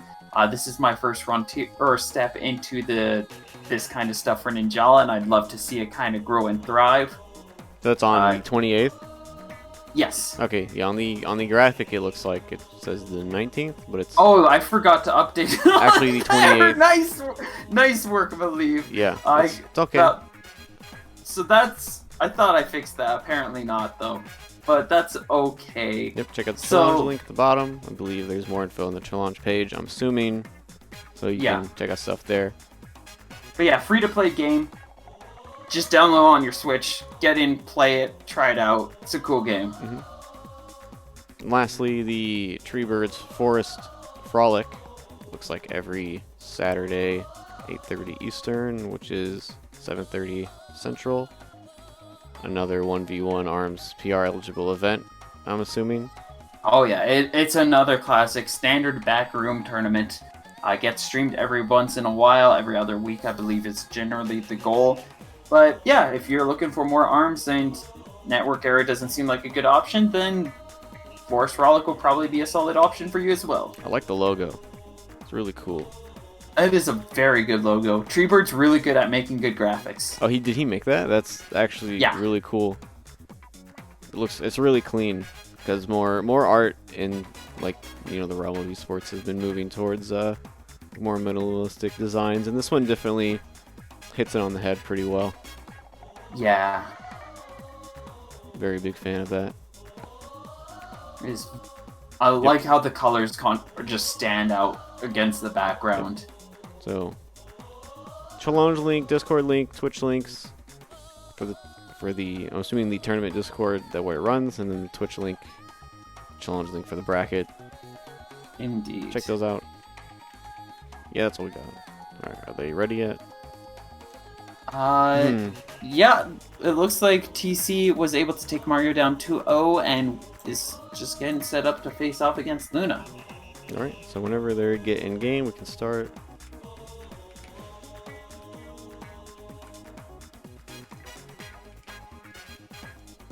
Let's look at we can look at our top 8. Why not? Here we go. We have our paths that have happened so far. Astro beating Luna Gabs. Yeah. And the winner semis, the first one. So Astro, Ninja, Hanukkah will face off in winners finals. And Treebird beat Tame, and TC beat Mario in losers. Twin and Treebird already playing.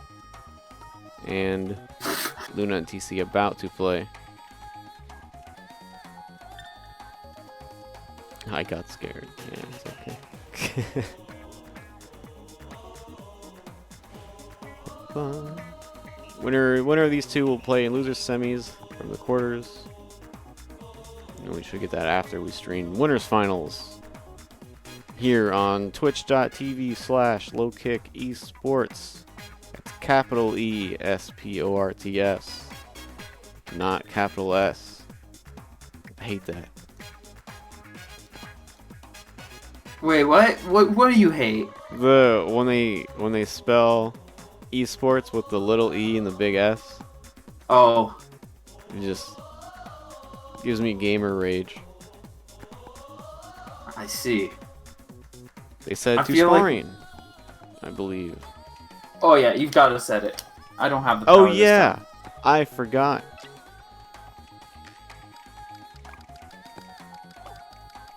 The power of Grayskull has been bestowed upon you.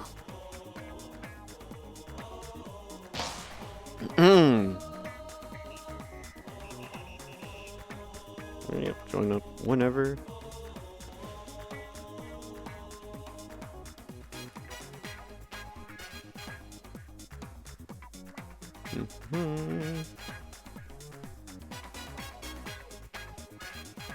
Just waiting for TC to join in.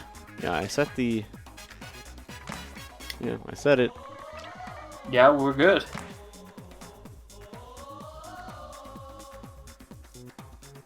Oh, was Tree waiting for Luna to say good luck?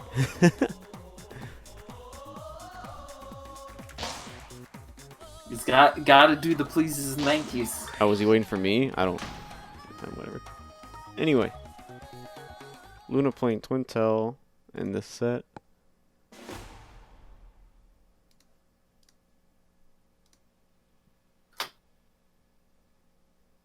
Not opting for the coil mirror this time. Twintel's definitely a solid pick. I know in Japan, there were Twintels that were able to take Chateau down, one of the best the best coil of Japan, and many would say the world. So I can definitely see Luna picking this character to try to contend against Dr. Coil. It's probably one of the many solid options that are available. Chateau, a very good player. Indeed. I love watching him. He'll stream every now and then on his Twitch. Go check him out if you ever feel so inclined.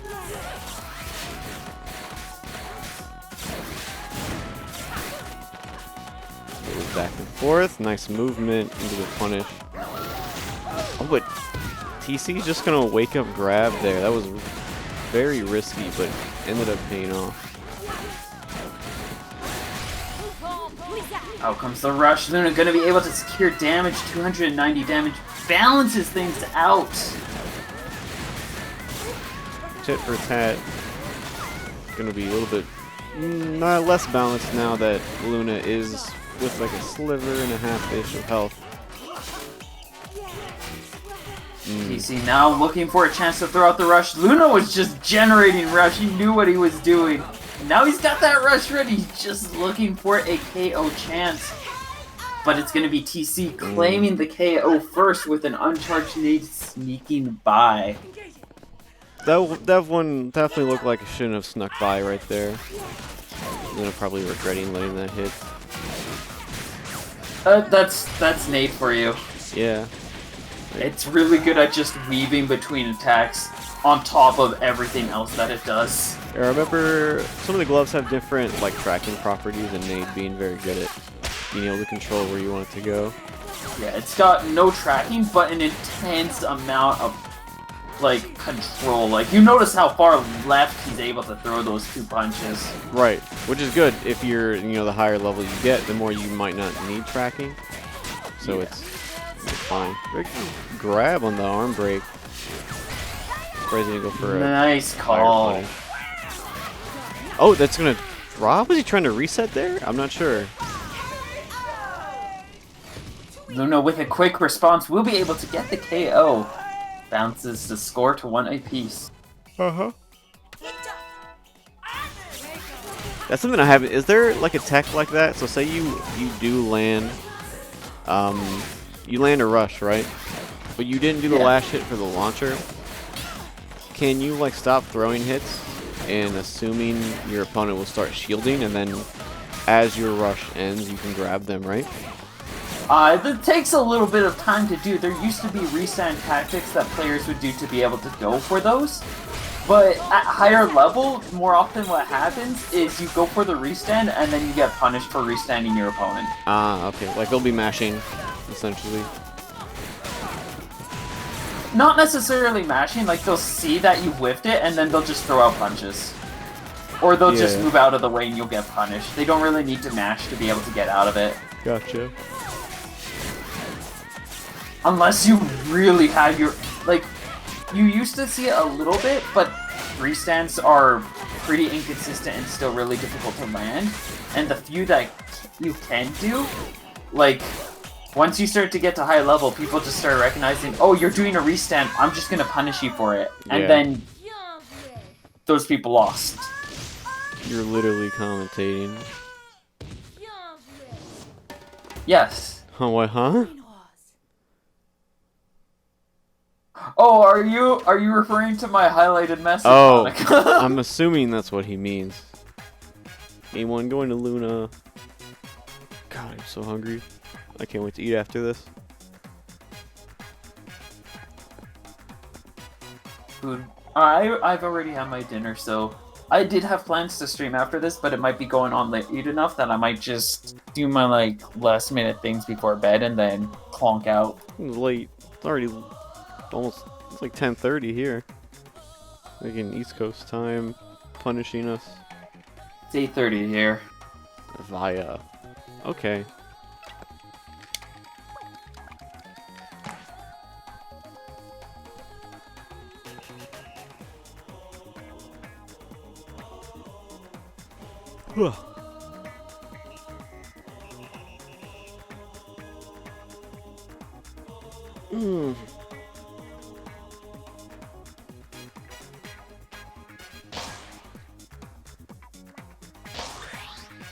Alright, and TC switching over to Brass just... I think this is an okay call. If he gets the advantage here and he can continue to press it, it will work out very well for him, and he gets to safely buff up as well to start. Yep. That said, if he loses his ground, Luna can do some very scary things to him. It's like TC's already taking a good chunk of damage just from being hit while armored. And now that confirming grab will do even more. Luna's already aware of what's going on. He's managed to make some really good opening plays, and he's just chipping away at this health. TC just not confident enough to go for an approach, so he's not really able to take advantage of that buff. And he's gonna lose this rush in the exchange too. 300 damage. He's got to approach here, but if he just cannot find his way in, Luna's pretty much going to just take this point. Yeah, and Tri-Blast really good at also stopping grass. Just in general. Dashes right into that, and he's going to be taken down. Holding forward against Brass. The one option they never saw coming.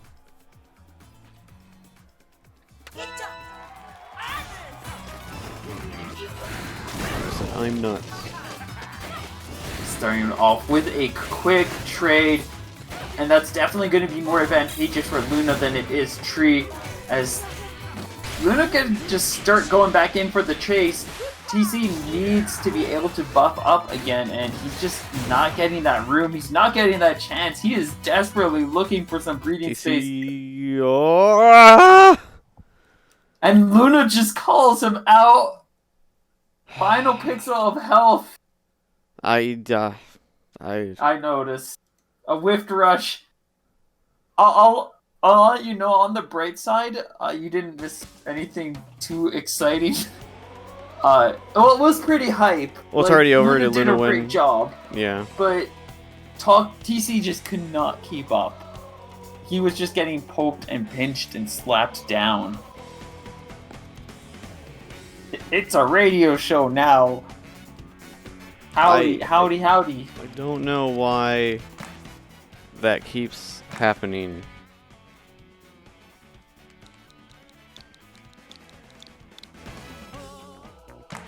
This is a cursed moment. I mean, that game looked like it was pretty much over to begin with.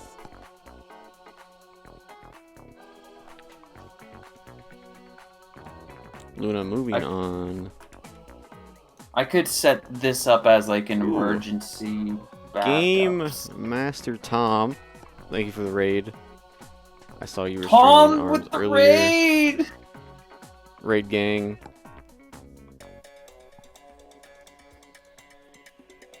Alright, Twin did take that over, Treebird.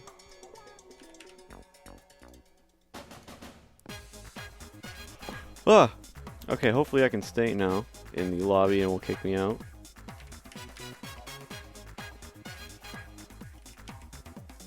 Now we get to watch Astro Ninja and Hanukkah play.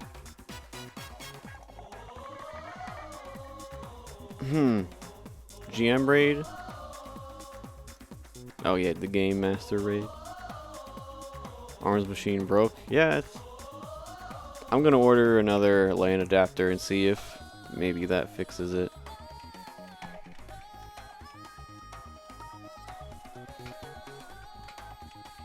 I'm gonna do this as an emergency backup if this happens again, because I'm not having any issues. Oh, go live in Discord with the game if you can.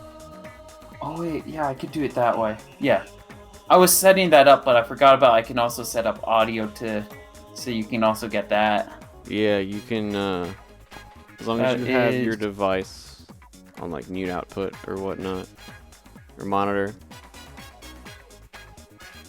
through OBS. I can just like pull up your window cap and then hopefully fix itself. Let me see if I can get this. Oh, that's not the way. Oh, close. Yeah, make It's it worked that way before. You have to make it like there's like some weird Discord settings you can do. Here, we just...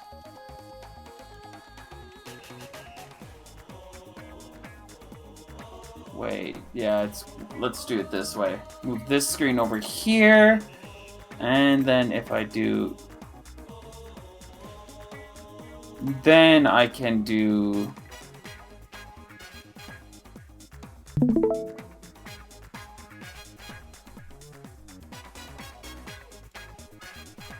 Let's see. Wait, why is it doing that way now? Go to your Discord settings. Go to voice and video, scroll down to like the bottomish area. And if you see voice diagnostics, look. Voice diagnostic audio recording? is if you see a little thing that says use our latest tech to capture your screen, either if it's checked, uncheck it. If it's not checked, check it. Usually when you switch it, it works.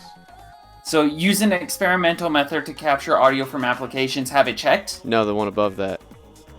Oh, have that unchecked? If it's checked, uncheck it. Okay, it's unchecked. Yeah, usually that works. Yeah, the Switch has USB 3.0 ports, but they don't have the correct drivers. It sucks. Hanukkah, you can join up with Astro, by the way. Please do strikes while we figure this out. Let me try it again.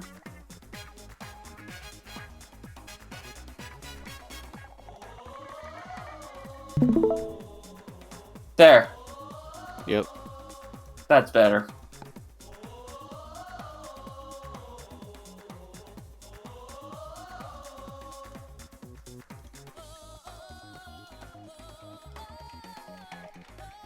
Now we have a backup. Now I'm anxious about the fact that... Wait, no, it should be good.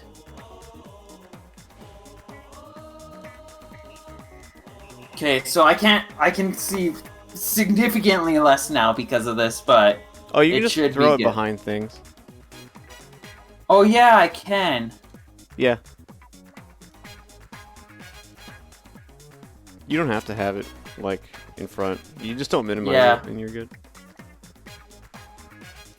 Okay.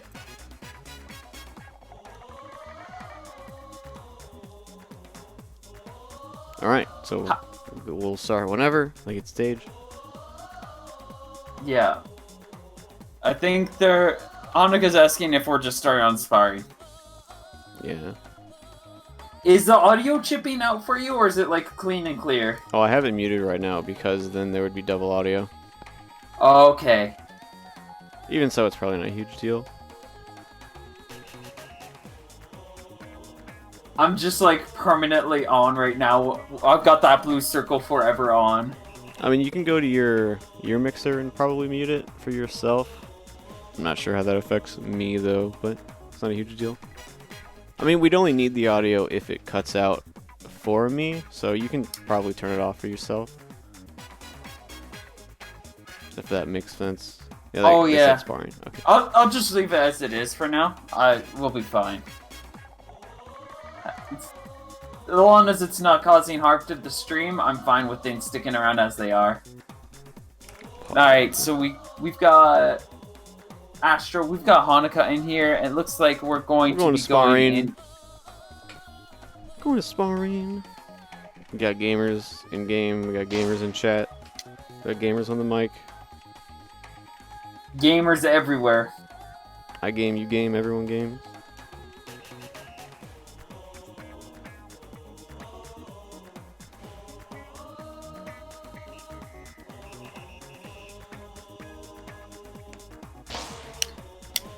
Alright, and here we go. Hanukkah versus Astro Ninja, and we'll be starting things off on the sparring ring. Should be a hype set. Two very good players. Hanukkah, our winner last week. Astro, the winner of any week he's entered.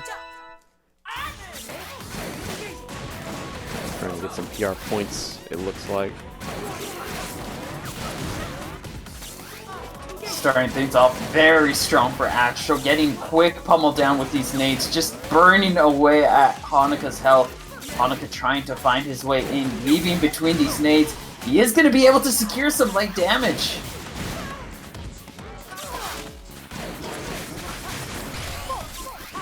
Out comes the rush, a clean block, not even a shield break. We do get pretty close to it though. Out comes his response, and he is going to cleanly whiff. Astro just sliding right out of the way, barely even touched. Hanukkah's playing very well right now. Oh, not anymore. He needs to make a play here, or he might just chalk this one up. Yep. To the L. Yeah.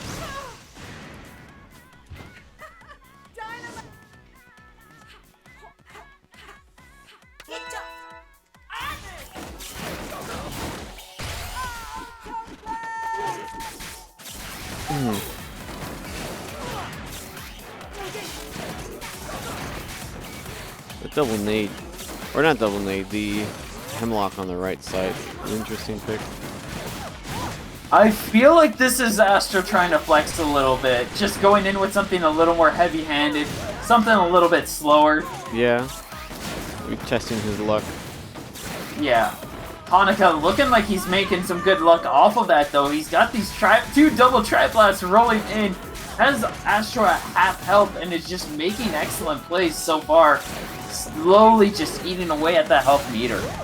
He is doing a great job attacking on the damage. Slowly but consistently. Oh, the rush coming out! Oh! Oh my god. Okay. Lockjaw's heavyweight just powering through the tri-blasts. Hemlock being that medium weight arm. Only tri-blast going to... they just kind of traded with each other. That is unfortunate. Oh, Hanukkah will get his shield out here. That was funny. Here comes another rush opportunity that Lockjaw will again just power through. Tri-Blast does get a weight upgrade, like you said, during rush, but Lockjaw's a heavyweight, so it doesn't matter how much heavier. But he gets one final blast! What in the... Whoa. Playing with fire. Oh my god. Both players going to be sticking with their tools. Hanukkah currently starting off with a rush advantage. Very nice play earlier on that to keep Hanukkah alive in this set. Otherwise, he did have the health lead, but he got chipped late to lose the health lead. Oh, we are going to get that to connect. 250 for Hanukkah, deepening that control.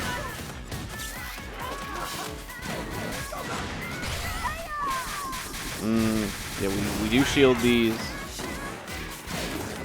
Yeah, Astro just blindly throwing out these punches and Hanukkah just slowing things down, making good reads and calls in a lot of these exchanges and kind of walking away with good plays as a result. Any trade at this point Hanukkah will take because it's just more towards his win con. Oh! Whoa! 330 is going to be a lot more than Astro was anticipating. I don't think Astro thought he was going to die there, but that was super clean confirm. Take a look at this replay. Sponsored by G Fuel, I believe. Look at that. Held forward, rush, or tri-blast confirmed. That was super clean. Yeah, that was really nice. That was really good. Hanukkah just saying he's the best now. Okay. Yeah, fair. Yeah, I mean, he took last month's. Does he enter the other brackets that pop up there here and there, or? I don't think he does too often. I know he consistently enters this one, but Yeah, he does it to show support, you know, because this is for the low kicks mostly Midwest, and they're Midwest. yeah, Midwest gotta support the Midwest. Mm-hmm. Exactly. He was in the Pee Poo Open. Yeah, that was Jelly Pops. Yeah. Right. Yeah. They are running it back. And Twinned, you got it wrong. It's the Poopy Fart. Oh, is that the full name? Yeah, it was called the Poopy Fart. Okay. We are seeing Glove Tri-Blast from Astro. He's done messing around with the Hemlock. Yeah. After that last loss, Astro feeling like he kind of has to respect Hanukkah a lot more than he was doing before. Going in with definitely a lot more solid arms, a lot more consistent and rewarding ones. And this playstyle is not working well for Hanukkah anymore now that he's got an arm that actually is doing something against him. Were you saying the Hemlock was more of a useless pick, or? Oh yeah, no, the lockjaw, like, Oh yeah, it the head worked in a lockjaw. couple exchanges, but it was primarily just Astro trying to strut. Oh. Okay, that's not. This could be. Hanukkah needs like a clip and a rush. Oh, but not going to matter.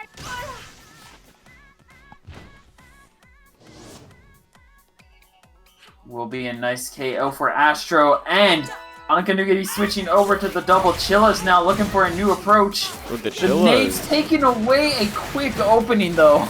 The double Chillas are an old Hanukkah classic.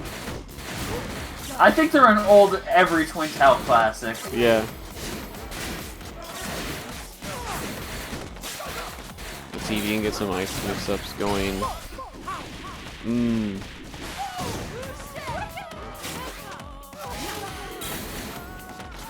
Just Definitely out of not the range. mix-up he was hoping for. Yeah. Double gloves from both players. You can kind of just see both of them start to leave a lot. They both don't even have a chance to get those charged up. They're just back and forth, back and forth. Yeah, constantly just Ah. throwing hands at each other. Okay, now we get some space. But then the glove war continues. Out comes another rush. It's going to be a safe block for Hanukkah. This round definitely looking to be so much more in Astro's favor, as he's just dodged. He's confidently moving around these ones. He has now that he's actually trying to play against Hanukkah, he's been forced to have to respect him. Hanukkah hit the red health zone. One more hit will do it. That's gonna stall things for a second, but that rush will not do anything more. Strikes. As Astro claims the point. Time for a haircut.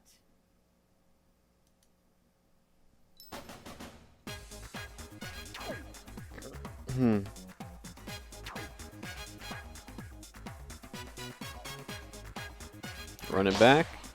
Run it back.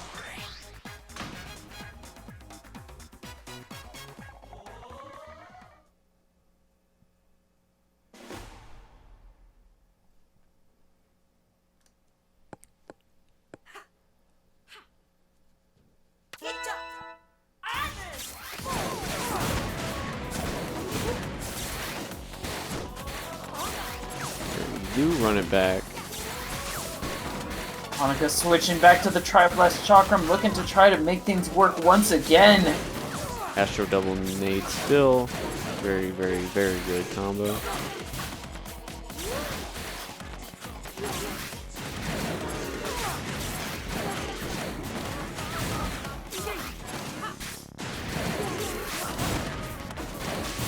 Hanukkah can't keep getting clipped here. Oh no. Yeah, these clips are just really doing him harm. Yeah. As these nades are constantly catching him off guard, finding those little windows to eat away at that meter and take him away. Astro will take that trade any day of the week. Gonna put him around advantage in this game 3. You know, game 3 being the crucial game. I think like, God, 80-ish% of sets are just, if they're a first of 3, they're decided in the third game. Obviously, if the person wins the first 3, they win the set already, so 100% of those go to the winner of game 3, but if they are tied at 1-1 on game 3, usually the person who wins this game wins the set. Usually. Yeah.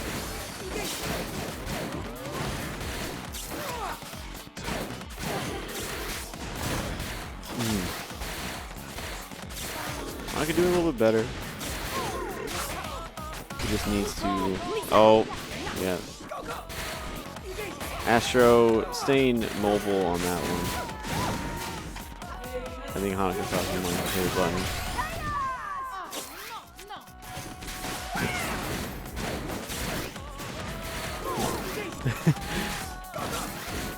Combo dropped, so they both decided to do a little bit of a wiggle. Just an acknowledgement of fun. Haha. Because we're fun. I mean, yeah, this is for fun while we're still doing things since we don't have offline events. Yeah, Yeah, sure. because people aren't following instructions and masks and stuff. Yeah, my state just went into a lockdown today. Again.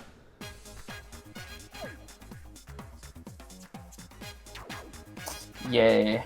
My province probably should go in lockdown, but it's like, because it's just flaring up everywhere, but they take pride in being like the US, so they kind of just make bad decisions.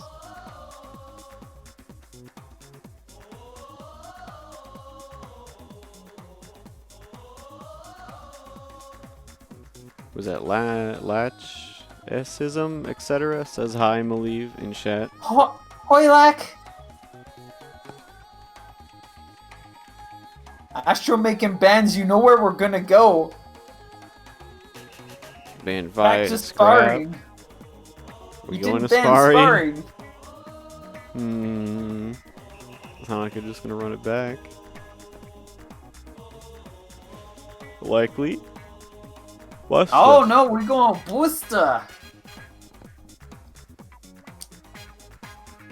You said the beach.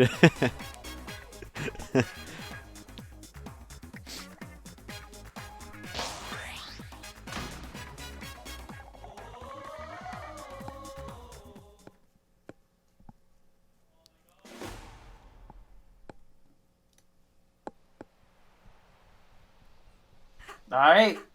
This might be Hanukkah's last shot. This is Hanukkah's counter pick stage. Let's see how well he fares. And then if he does win, Astro still gets another decision on the 5th game stage. Oh, nice. So what do we got? What do we got? What do we got? At the freeze, he tries to go for the follow-up, and he is going to get something off of it, off of the ice break, and Astro quickly darting off to the side. We need to. You can get your mixed game a little bit better. Come on. I expected better.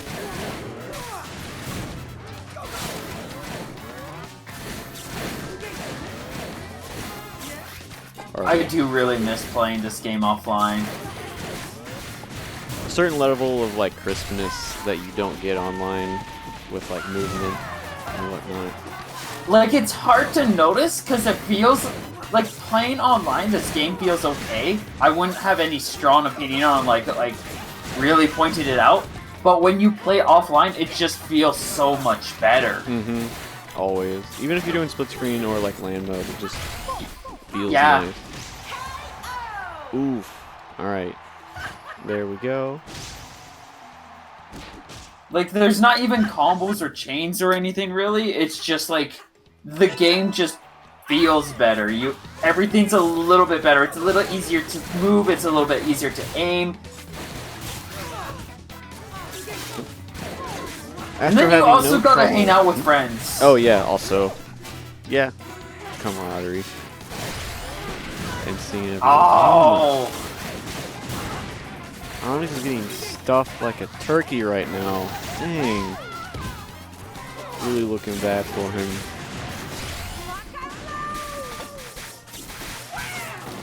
He will get that presidential turkey pardon here though.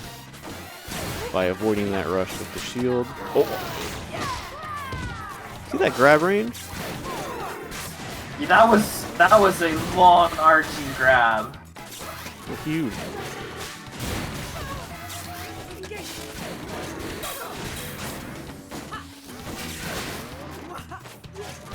Mountain of a health deficit here. And it is not a mountain he will be climbing as Astro lands one final blow. And will be advancing 3-1 to grand finals. Back to the lab. Can Astro take home the $5 Taco Bell prize? You know, Astro should... All the players who make top 3, what they should do is they should grab the $5 and they should split it up between you and me. We should get $2.50 each. Yeah. That'd be nice. Oh, and speaking of that, I need to fill out some more forms later. still waiting on payment for an event that I did a while ago. Oh. At least not like ESL. I don't know if you know the horror stories about ESL, but they take upwards of like months to pay. I don't know the full stories, but I do believe I've heard things here and there. Nothing against them. It's just how their contracts work and how money gets handled. Yeah. On the note of money, I believe there is a link that we could go to where if people wanted to support Low Kick and help pay the tournament organizers, the streamers, so on and so forth, there is a donation page. Oh, wrong one, There's Danny. also the Matcherino. Haha. You thought. You got mixed. You can go there. It takes you to a page that looks like this guy. Right here. You can enter in any amount. It's appreciated.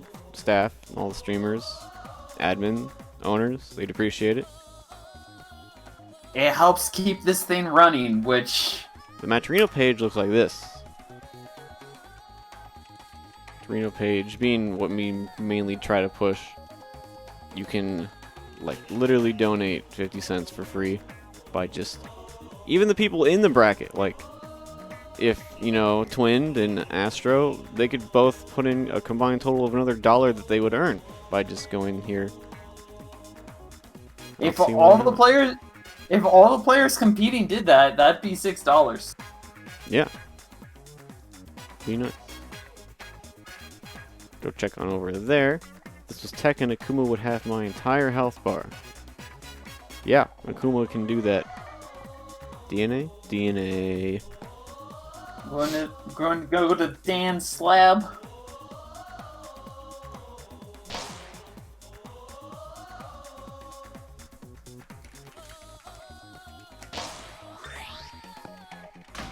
To Dan's lab, is that what you said? Yeah, Dan's lab. Because DNA, if you scramble it together, it makes Dan. Dan's and then lab. Dan's Dan's lab? lab. Dan?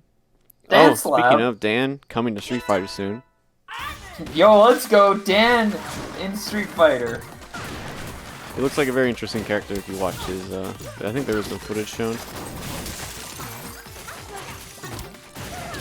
No, the S is possessive, so it doesn't have to come from the DNA. Exactly.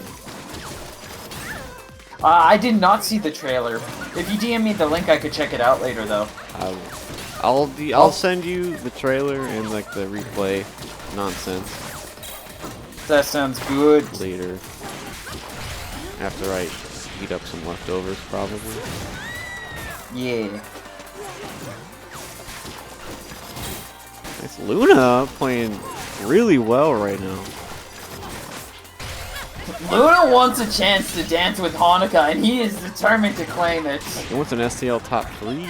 Reminder, this is best of 2, by the way. So. Indeed. So whoever takes this will be in a very nice advantage position. So Luna definitely coming in with everything he's got. Oh, what do we got? Oh, he tried to force the trade because he knew he just needed a sliver bit more, but getting punished a little bit harder. Not out of Twins' realm to win this round.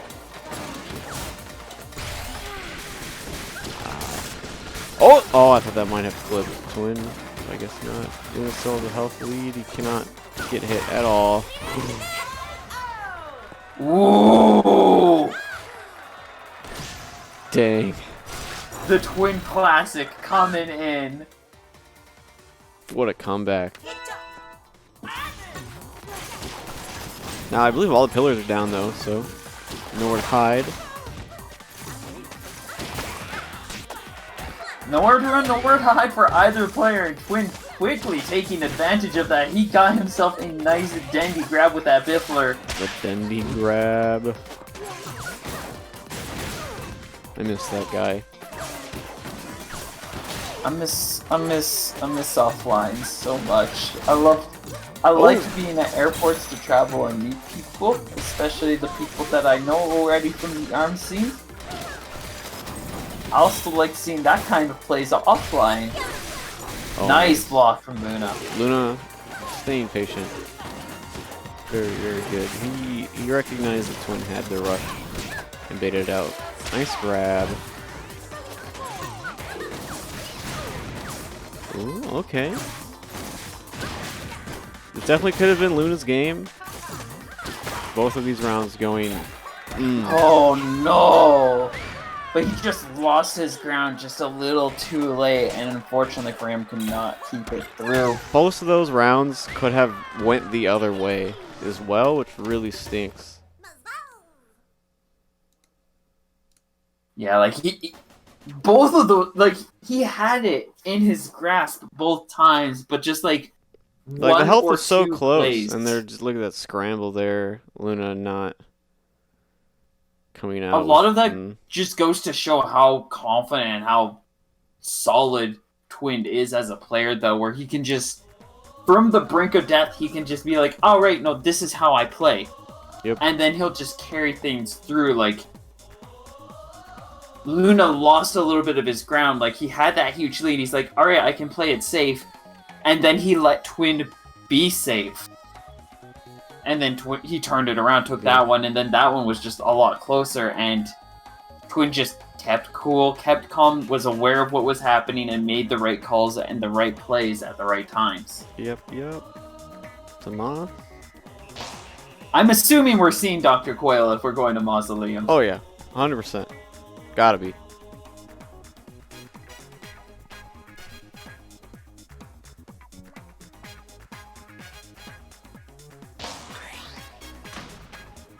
Oh. No, we're seeing the Twin Tail sticking through. He wants to get the Twin Tail to work at this point. He And believes this can in be it. a solid stage for Chakram. Chakram Tri-Blast. It's the Hanukkah set. Is Hanukkah at his house right now playing for him? Yeah, no, these two are actually the same person. Whole time I've been duped by the Webster fighting game community. They're the same person. Never trusting them again. Until they're the main factor. But you're not wrong. But starting things off, we do see 330 health taken away from Luna from a very secure ice chain. And Twin's pretty confident in holding control of this stage right now, just now getting back to the corner, back to that The wall. ice mix earlier might have been the deciding factor of this game. Based on Like how that. it's going right now. Yeah, that opening with the 3 ice dragons just really put a damper on Luna's plays. He's just struggling to keep up since out comes this rush. It's going to be a good whiff. He does get one hit in though, one parting shot before that rush disappears, and Luna not able to get the punish in time. As the announcer from Pokemon Stadium would have described it, it was a glancing blow. You're gonna get a heavy one here though. Now it's not impossible. We get a nice Tri-Blast. Luna now holding on to the lead. We do have a quick trade of hits. Oh my god! I can't see! Oh, the rush will deflect, but it will not be able to It's a get any draw! damage. And we have ourselves a picture to be drawn. Does that mean no one gets the round? That is... I know a lot of other games when the draw happens, both players gain a point, but in this case, yeah, nobody gets the point. Interesting. I thought both players would have gotten around. That's what happened. Yeah, like you said, in other games, that's what happens.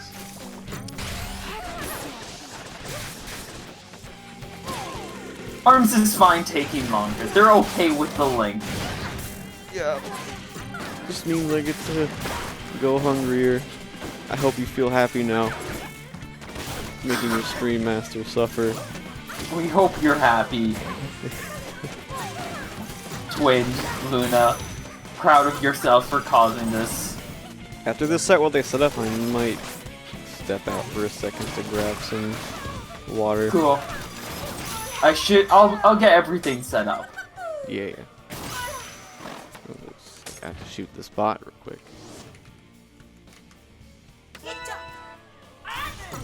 Shoot him down. terminated. Nice Luna. response with this rush. Nice rush. Yep. Gonna set them up nicely. Ooh, nice block as well. Goes in for a solid punish attempt. Forces Twin to have to sit back on shield. He's doing everything he can to try to burn through Twin's health. Build rush as fast as possible. Finally see that first bit of health meter taken on that center platform. I feel like that doesn't break as often as it used to. Most people play around it. Yeah, a lot of people are very conscious about, like, the people who want it broken are usually going on it because they still want to keep their distance, and the players who don't want it broken don't step there anymore. Like, they go on the outer rim or position themselves in a way where they won't get knocked into it. It's gonna drop. Luna set himself up here. Oh no. Oh, chains down. We are now one hit away from both players. No rush from either side as well.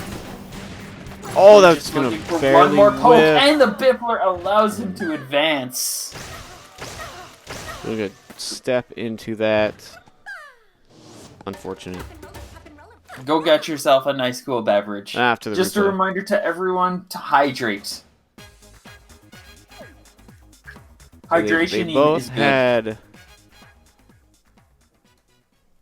equal health here. Outer rush. See, look at that, look at that. That was so close.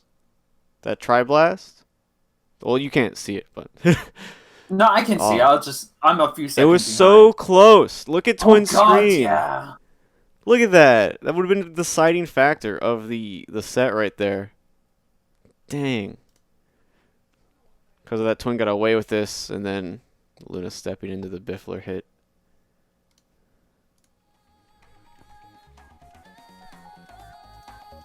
Yeah, that was very close. Yeah. Or we get the Hanukkah.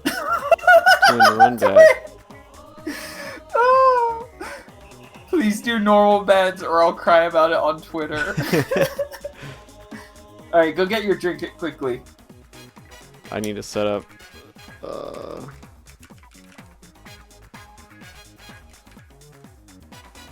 Because they're almost done. Well, when they go into the first game, I can do it real quick. Fair.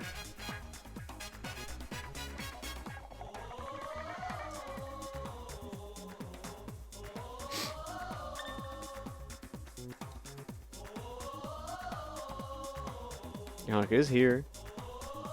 He's got the ban. We're waiting on Twin now.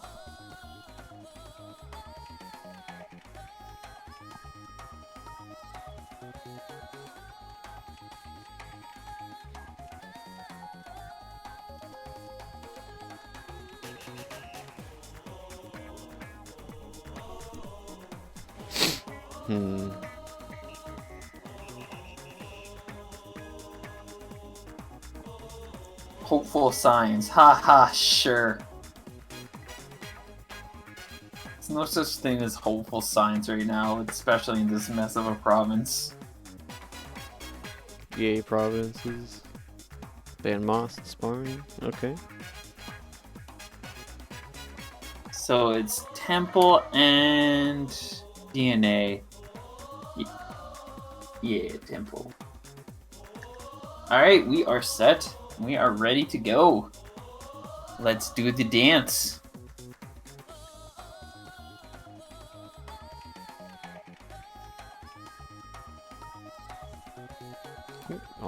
All set up whenever they want to go in.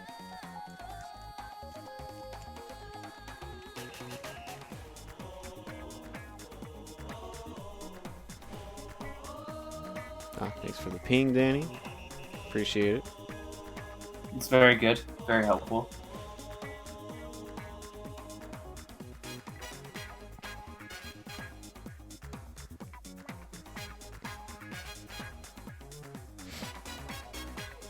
Now we're just waiting for Twin to hop in, and we could start things off for the comeback finals. There he is. We're good. Now beverage. Hold on. The things I do for the stream is a lot, so. Yeah. Or the round starts.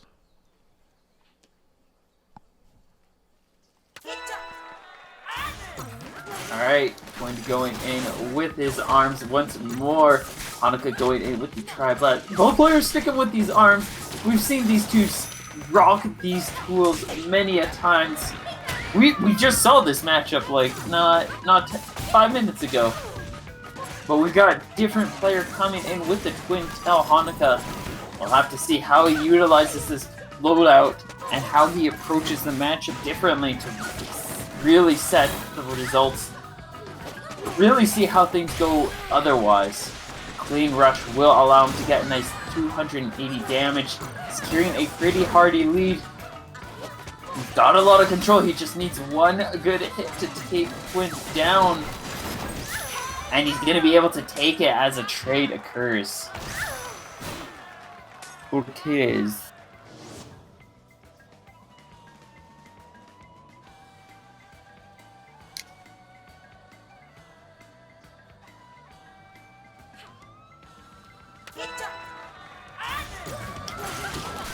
Diving into our next round, Twin holding onto that rush. All set and looking to start off with a clean advantage as well. You can definitely tell Twin is trying to set something up with that charged Biffler. He's looking for a Biffler confirm again. Hanukkah with patient play though will be able to generate another rush. The Twin locked into the corner. He's just going to burn through that shield. He's just gonna go for a clean grab. He knows what he's got going on, and he's going to take advantage of it. He knows Twin is worried because it's so easy for him just to counterplay him out. Just like that. Nice swift dodge out of the way. Twin finally ready with something to surprise Hanukkah. Getting a lot of quick damage. Hanukkah only looking for one more read, one more good play to be able to take Twin out for this first point though. And there it is. Hanukkah will be claiming the first point against Twin 5-0.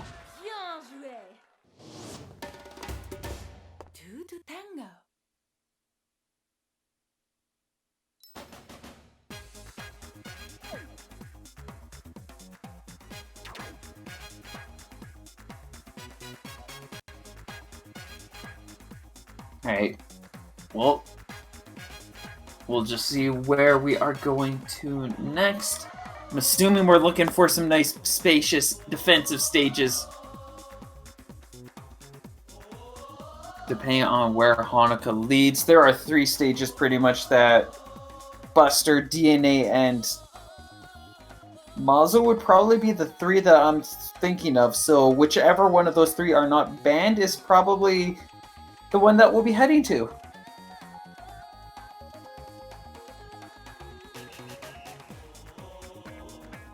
Hopefully all of you in chat viewer land are doing the goods and enjoying the gaming. Buster and Moz, so I'm suspecting DNA Lab. Worked out for Twin last time, and it looks like he's gonna be taking that swing once more.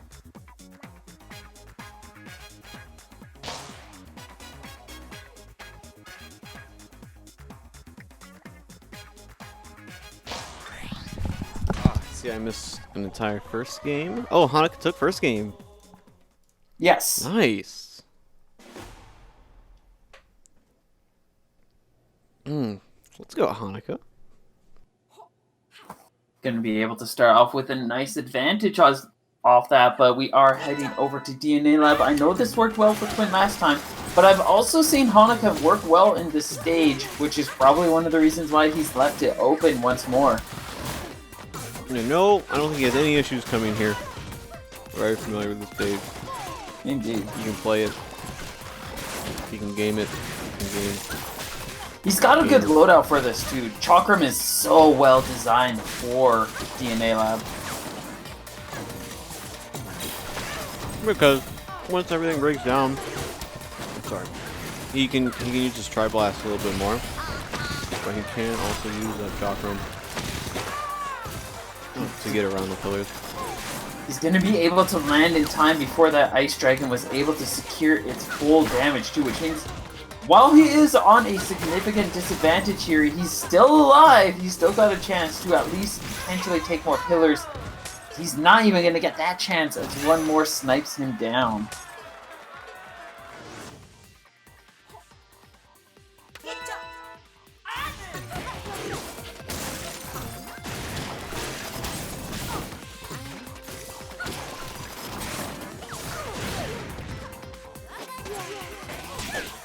Nice start from Hanukkah. He does get some good damage. He's got that rush as well. Looking for another chance. We've got more pillars taken down. I'm surprised his game plan isn't necessarily to just burn down the pillars to get the chase going. That also said, I am aware, like, Twin does really well on this stage on both ends. He manages to work really well, and he's incredibly difficult to catch when those pillars are up. But once that space is open, he just so hard to get close to, and he just really gets to utilize the full length of this stage for that Ice Dragon. Nice shield break rush does give Hanukkah a chance to close in that distance, but nice freeze into grab. Twin has been playing this long enough that Hanukkah's starting to have a little more difficulty calling out what Twin's looking for, and he's capturing that opportunity. Twin might have the download. Oh yeah, I'm definitely smelling the download here. But I also know that Hanukkah is capable. He's just screaming, "Your fans!" But Hanukkah is also really good at changing things up. And with the right stage, we can definitely see Hanukkah continue to hold this lead. Scrap was what gave it last time. Going back to the yard, scrap yard. I'm about to take a visit to the scrap yard as well. Recently I had my catalytic converter stolen off the bottom of my car, so I need to get that replaced. Oof. Well, hopefully you find something worthwhile here.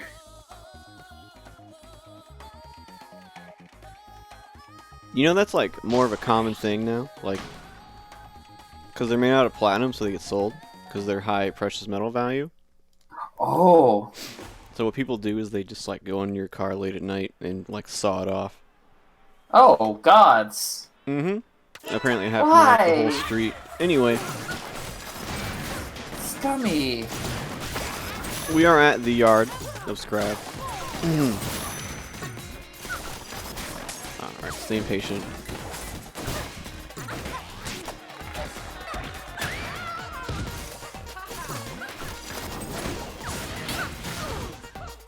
Things going pretty fierce right now. Hanukkah keeping a really nice chase. Something that a lot of people don't think, or a lot of people are aware of. Like, this stage actually has a bit of contention going around, at least last time I checked into it, about whether it should be considered an aggressive or defensive stage. I'm still a firm believer that this is a very defensive stage, but its square form makes it, it's kind of like a more square mausoleum with pillars and then a lot of like elevation changes to it. Because while you can have a lot of chances to move around and dive about freely, you can also get backed up to a wall really easily. And if you're playing against the wrong person, they will take advantage of that and they will pummel you down, eat you for lunch, breakfast, dinner, and everything in between. Well, so if it's being considered either or, doesn't it just mean it's more of a neutral stage if you can kind of play it both ways? It might be more of a neutral stage. I think the problem though is that like people generally consider it one extreme or the other, where some people are like, oh no, this is a very aggressive stage where you can really just go ham on your opponent, and then there's the other sides where it's like, no, it's a very solid defensive stage with some good offense opportunities.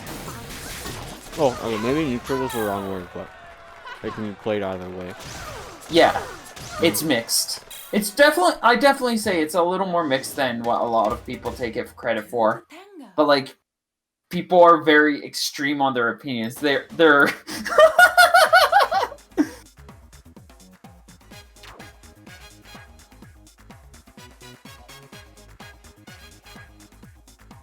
where it's like, There's three opinions. It's either a very solid defensive stage, it's a fairly offensive stage, or it's a trash stage.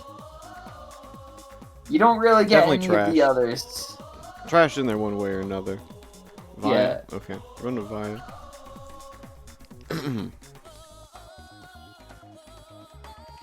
He said the what? The candy. Is that what dolce means in French? Yeah, Interesting. I think so.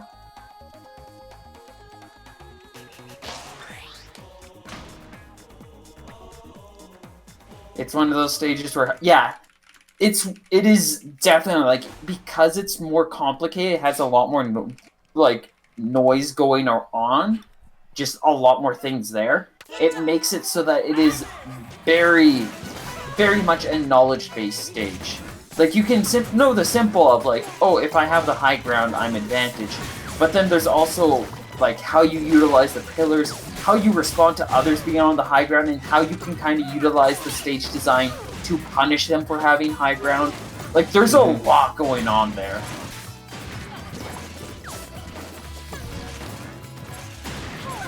That said, we do have the more tame of the two counterpick stages on the field right now. This one is just, it's a Tetramino block. Nice Z shape. Got those little ditches at either end that can be very, very bad positions to be in as you get disadvantaged, and then you're just even more deeply in. As Twin is demonstrating right now as he struggles to find some ground and is just gonna get blown down. Twin had the read after DNA Lab, but like, yeah, once we go to different stages, it's always such a different story, and Hanukkah really demonstrating that he knows how to play against Twin. It's just when you give Twin a really good stage, Twin just wins. So it's all about getting rid of the stages that Twin is mastered in, and just leaving him in stages where he has to play a little more creatively, because those are the chances where, especially if you know his playstyle and know how to counter him, struggles so much more. Like, look at Hanukkah right now. He's looking for a pseudo-perfect, if I'm not mistaken.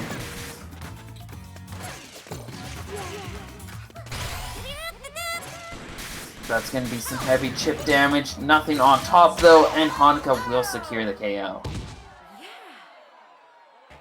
Let's go, Hanukkah. Double limbed Twin 5-0 today. And look, that's very, very good for him. That is high IQ. He is flexing very hard. He's playing really well. So Hanukkah, I love you. Aww. Aww.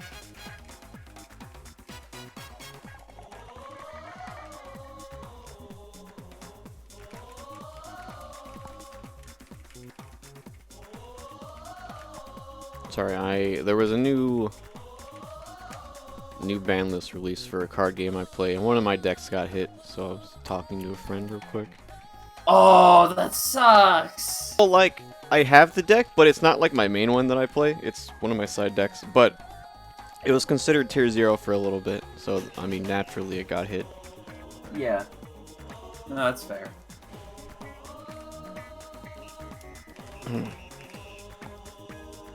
Astro and Hanukkah. Winners finals run back. That was a 3-1 Astro's favor. As you can see from the brackets here. Hanukkah is going up again. Astro winners final run back. Hanukkah double eliminating Twinned. Very... that's going to look good for the PR points. That's going to be very delicious. Mm-hmm. It looks like they want to redo that round, though, just because of... Oh. Yeah, I haven't been looking at the chat. Because that last round was pretty dicey.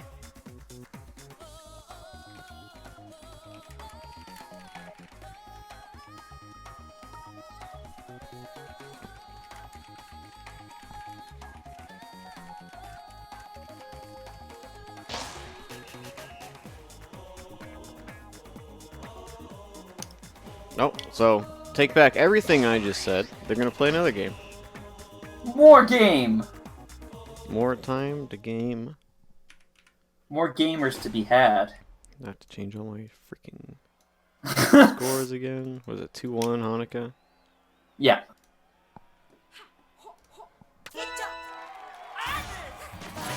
Reminder, this is a very contentious match. These two players fighting to get more cut out of that $7 prize pool.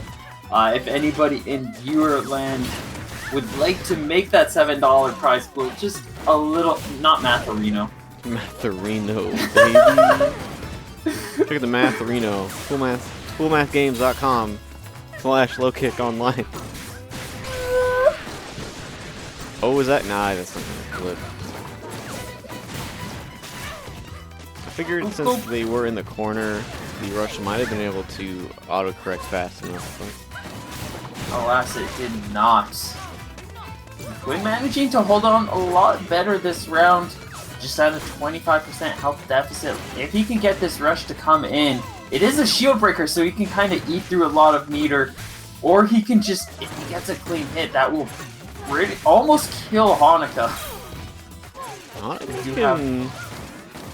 Hanukkah's one more. Yeah, any. Yeah, he just needs to poke Twin down at this point. Staying at the max range for both players. About 20 seconds left on the clock. Twin really needs to do something. Oh, he thought he had the confirm, but the Tri-Blast betrays him. I think Hanukkah might as well go. Okay, he's just gonna go do that to extra secure the round. He might have been able to get away without it, but more for the peace of mind. Especially since Twin just used his rush, he doesn't have to worry about Twin having a rush advantage going into this next round. So we can try to focus on generating rush, going through those neutral plays, setting up advantage, and just playing through that.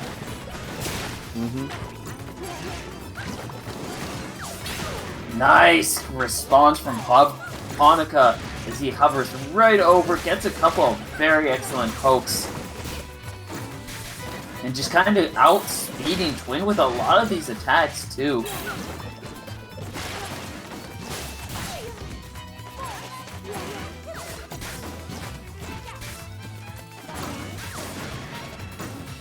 Twin just trying to find a chance in, but Hanukkah just, he's got a solid defense. He's just playing Twintel. He's just waiting things out, making sure he can find the right moments, capitalizing on them, and making things work well to a T for himself. When now that critical has little to work with. Another sliver of health. Twin has come back from this position before, but I'm not sure if he's going to be able to do that with Hanukkah here. Okay, oh my... Gonna get called out there. Inching forward to his demise. Pain if the shit sucks. Mood. Alright, so Hanukkah will be advancing. He'll get a higher chunk out of the $7. Look at this, look at this, look at this. So, well, yeah, it's when the Twin was just like inching forward, and he just like, get out of here. Yeah.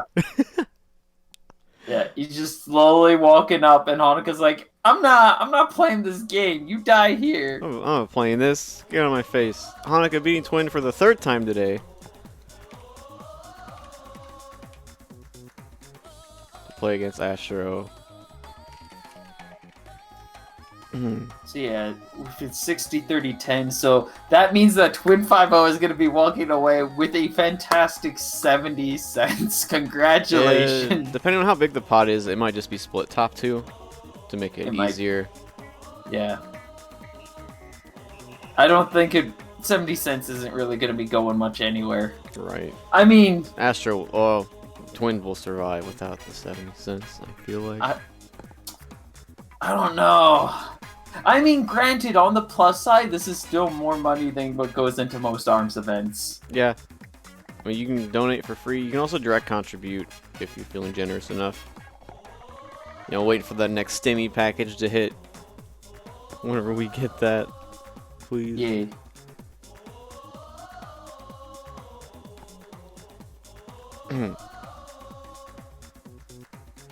I'm just gonna run through ad slides one more time since they got to do bands. Kick It store. You got this cool merch. You got this cool low kick hats. You got a Midwest shirt. There's like a new with John that just dropped. Check that out. EX Saturdays podcast sometimes held on Saturdays, not always at the same time. They talk about fighting games. You can donate. I think we've said this a few times, so I'm gonna just brush by it. Matcherino, we've already talked about a billion times. Under Night, Midwest States. Next Tuesday. This our most successful bracket that we've been running have been the Under Night ones. So I'm very proud of that. That's, you know, my game. And then that Friday is Killer Instinct. So good netcode game, come by. Those are always a blast. They get nice, good numbers. Must have been forever replaced with Sky Arena. Nice. That'd be sick. Yeah, that's all I got. Nice. And we are just waiting on the final stage here. Astro Band Mausoleum, then Hanukkah Band DNA and Mausoleum. So we got a double Mauso ban. Nobody wants Mauso here. I banned Moss. Alright, I banned Moss. Alright, let's go to Moss. Alright, let's go.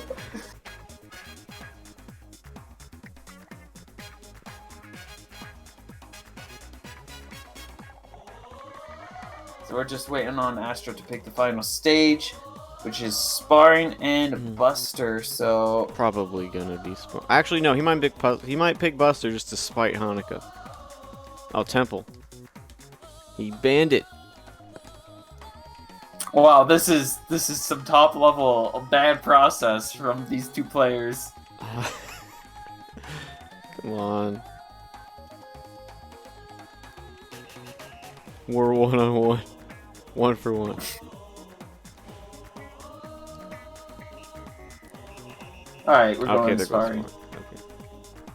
So I've just decided, because they both messed up, they're both disqualified from the tournament, and we're both the winners now. Alright, we both split Yeah, 350. yeah, that's good. USD, by the way. Yes! That's like $1,000 for me.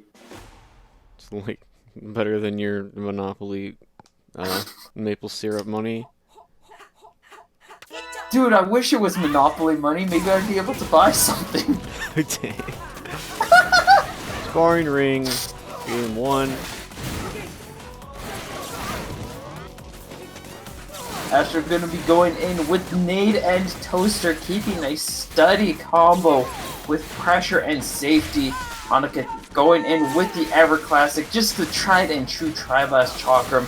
It's what brought him to this point, and it's what will seal his fate here. Be it victory or defeat. Victory. Or defeat. Oh, yeah, it's gonna catch. Good Nice awareness. 310 damage. Hanukkah looking to try to even out this health build. You know what's something, a nice little touch that I kind of like? When the shield comes out and you see the logo for the character on the front of the shield.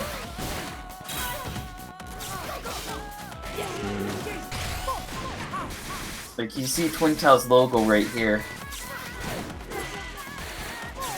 It's cute. It's a nice little touch.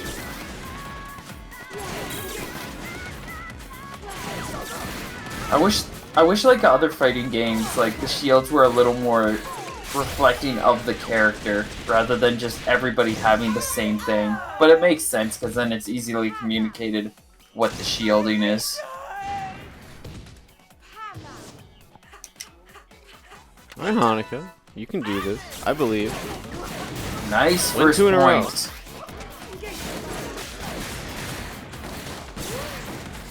Astro switching to putting one of those toasters away, bringing out double nade, looking for the full blast. That was a really good whiff punish. understanding the Hanukkah whiff well, while he had 2 arms out, so Astro could go in accordingly and punish with that rush. Yeah, that was a really safe option for him.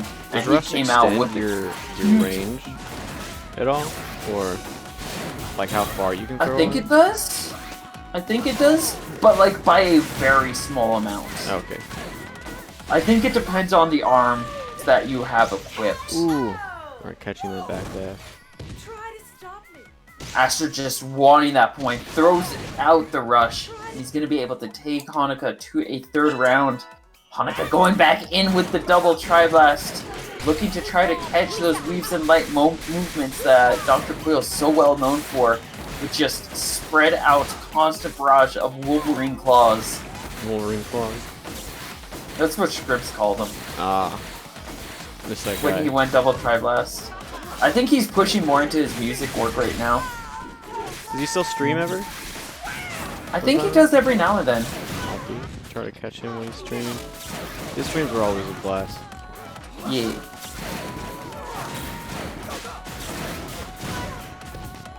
Unfortunately, these Tri-Blasts are not working out too well, as Astro currently holding on to a pretty strong lead. Does get caught by this rush, though. Might give Hanukkah just a little bit more room to be able to make things work. But not dented. Just ever so more deeper into critical range. He cannot take any more hits. Astro knows this and just continues throwing death, raining death upon Hanukkah. And will be able to claim the point. Puny. Trial complete. Ba-doo.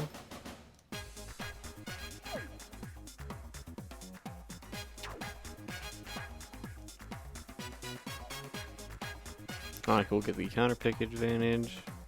So depending on bans, Scrap was banned. I was expecting a Scrap pick if it wasn't banned, but it was, so probably won't go there.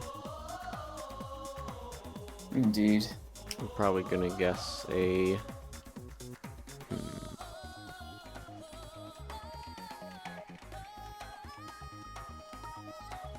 Oh, yep. Okay, they are going to DNA. I think this is a lot better of a stage against Dr. Coil than a lot of people give credit for. But again, like what we were saying with Scrapyard, you really have to know DNA Lab to be able to utilize it well against Dr. Coil. Because she gets a lot out of this. So you have to know the stage well enough to get even more out of it than what she gets. Mm-hmm.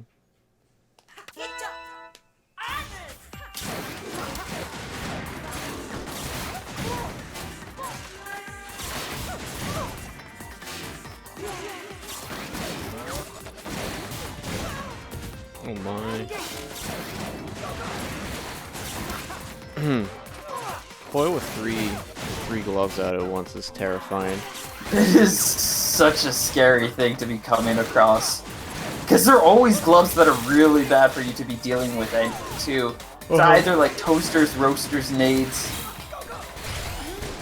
Oh yeah, good awareness.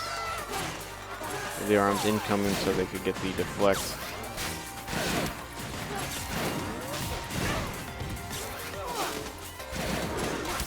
Astro just single rush confirm away from pretty much ending this first round. That said, Hanukkah trying his best to build up that rush. This shield chip damage will hurt, but it also means that he's gonna have his rush coming in much sooner. And just like in that first set, if he can get this rush ready, he might be able to take Astro down. Looking for his chance, he gets a knockdown. Builds up that lead again. He's trying to bait something out. Oh, And nice! he does get the takedown. Blowing that rush at the end, but it's worth it if it's a round win. That's how I always thought about it. I think one more pillar left. Yep. Oh, he landed and dashed and got clipped. Nice catch.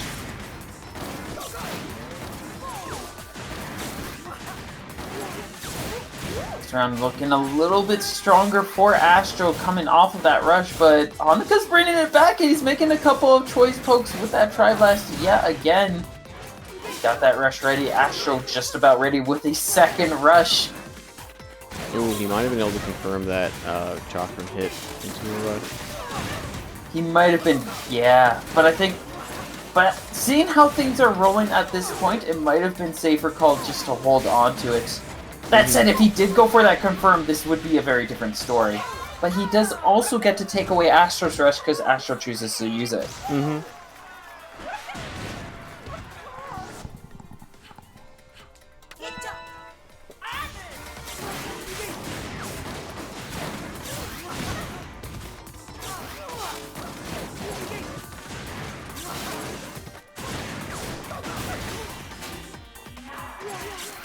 Alright, what do we got? OP-wise. Oh, Astro gonna throw some arms. Through Hanaka's grab. We've got a big denial coming through, yeah.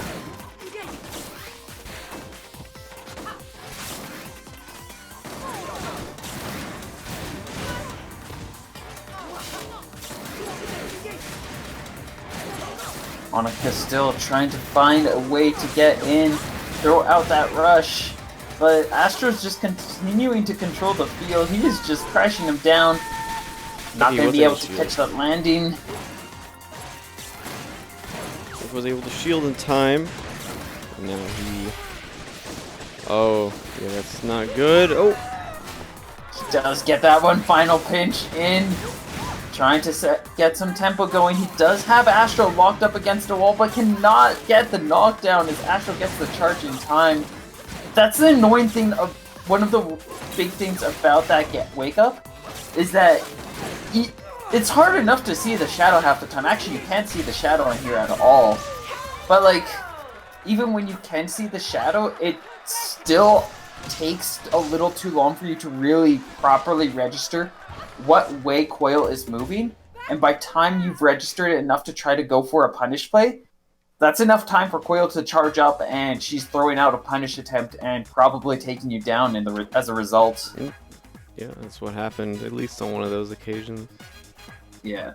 Like, you have to go for hard reads to be able to get punish Dr. Coil on Wake Up, and a lot of players don't really have the timing or practice down to catch that. DNA via Scrap? Yeah, I figured he'd want to go to Scrap.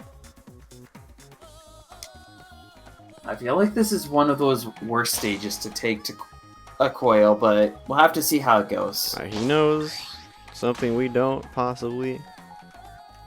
Only time can tell, as we will be diving into what might be the final round. Potential last game. That said, this could also be the turning point. This could be Hanuka managing to figure out what exactly he's looking for to take Astro out and bring us a surprise sweep. What do we see? I don't know. Where's Hanuka going?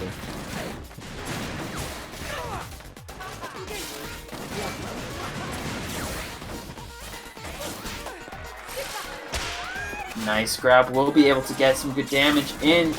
Trying to get a good read on what exactly Astro is doing, but Dr. Quill's recovery, like, I don't think people talk about that recovery enough, considering how, like, heavy of a thing it is. You have to wait, so many people wait so long just to see Coil again and do anything, and by then she's already fully back in the game and counterplaying you.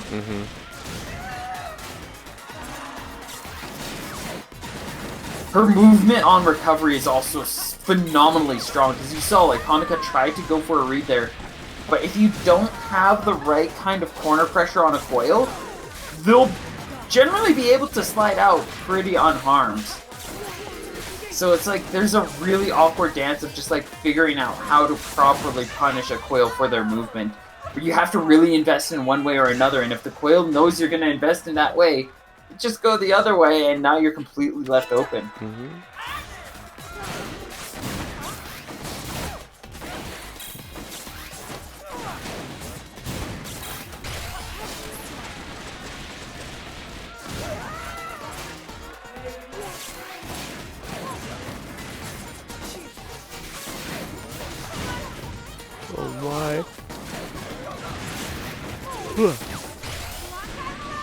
Nice movement off of that rush. He will not be able to capitalize with any damage, but does manage to get the deflect, keeping himself alive and fighting. Both players holding out about even. Hanukkah just looking to gain any kind of ground.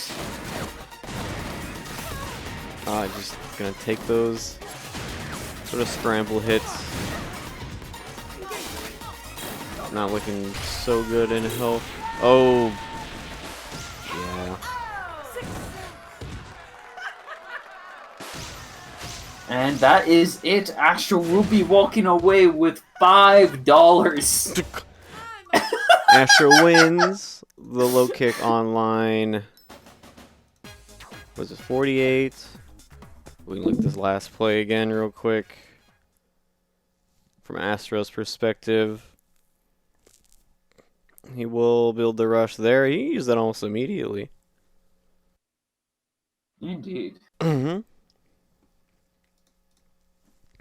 Stuff to him. Catch to the landing. Hanukkah was pressing a button there rather than bringing up shield, and thus could not block in time.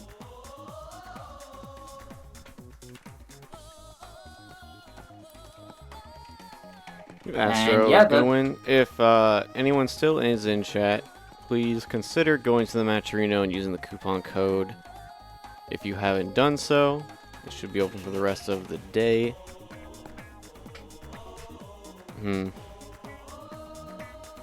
We can hopefully get this prize a little bit higher. It's going over there. Check it out. My roommate just got home. Oh, nice. Well, perfect timing. Yep. Do you have anything else? Oh, we can go through the other ARMS ads real quick too. Oh, yeah. Weekly procrastination. We're gonna speedrun these. Check this out.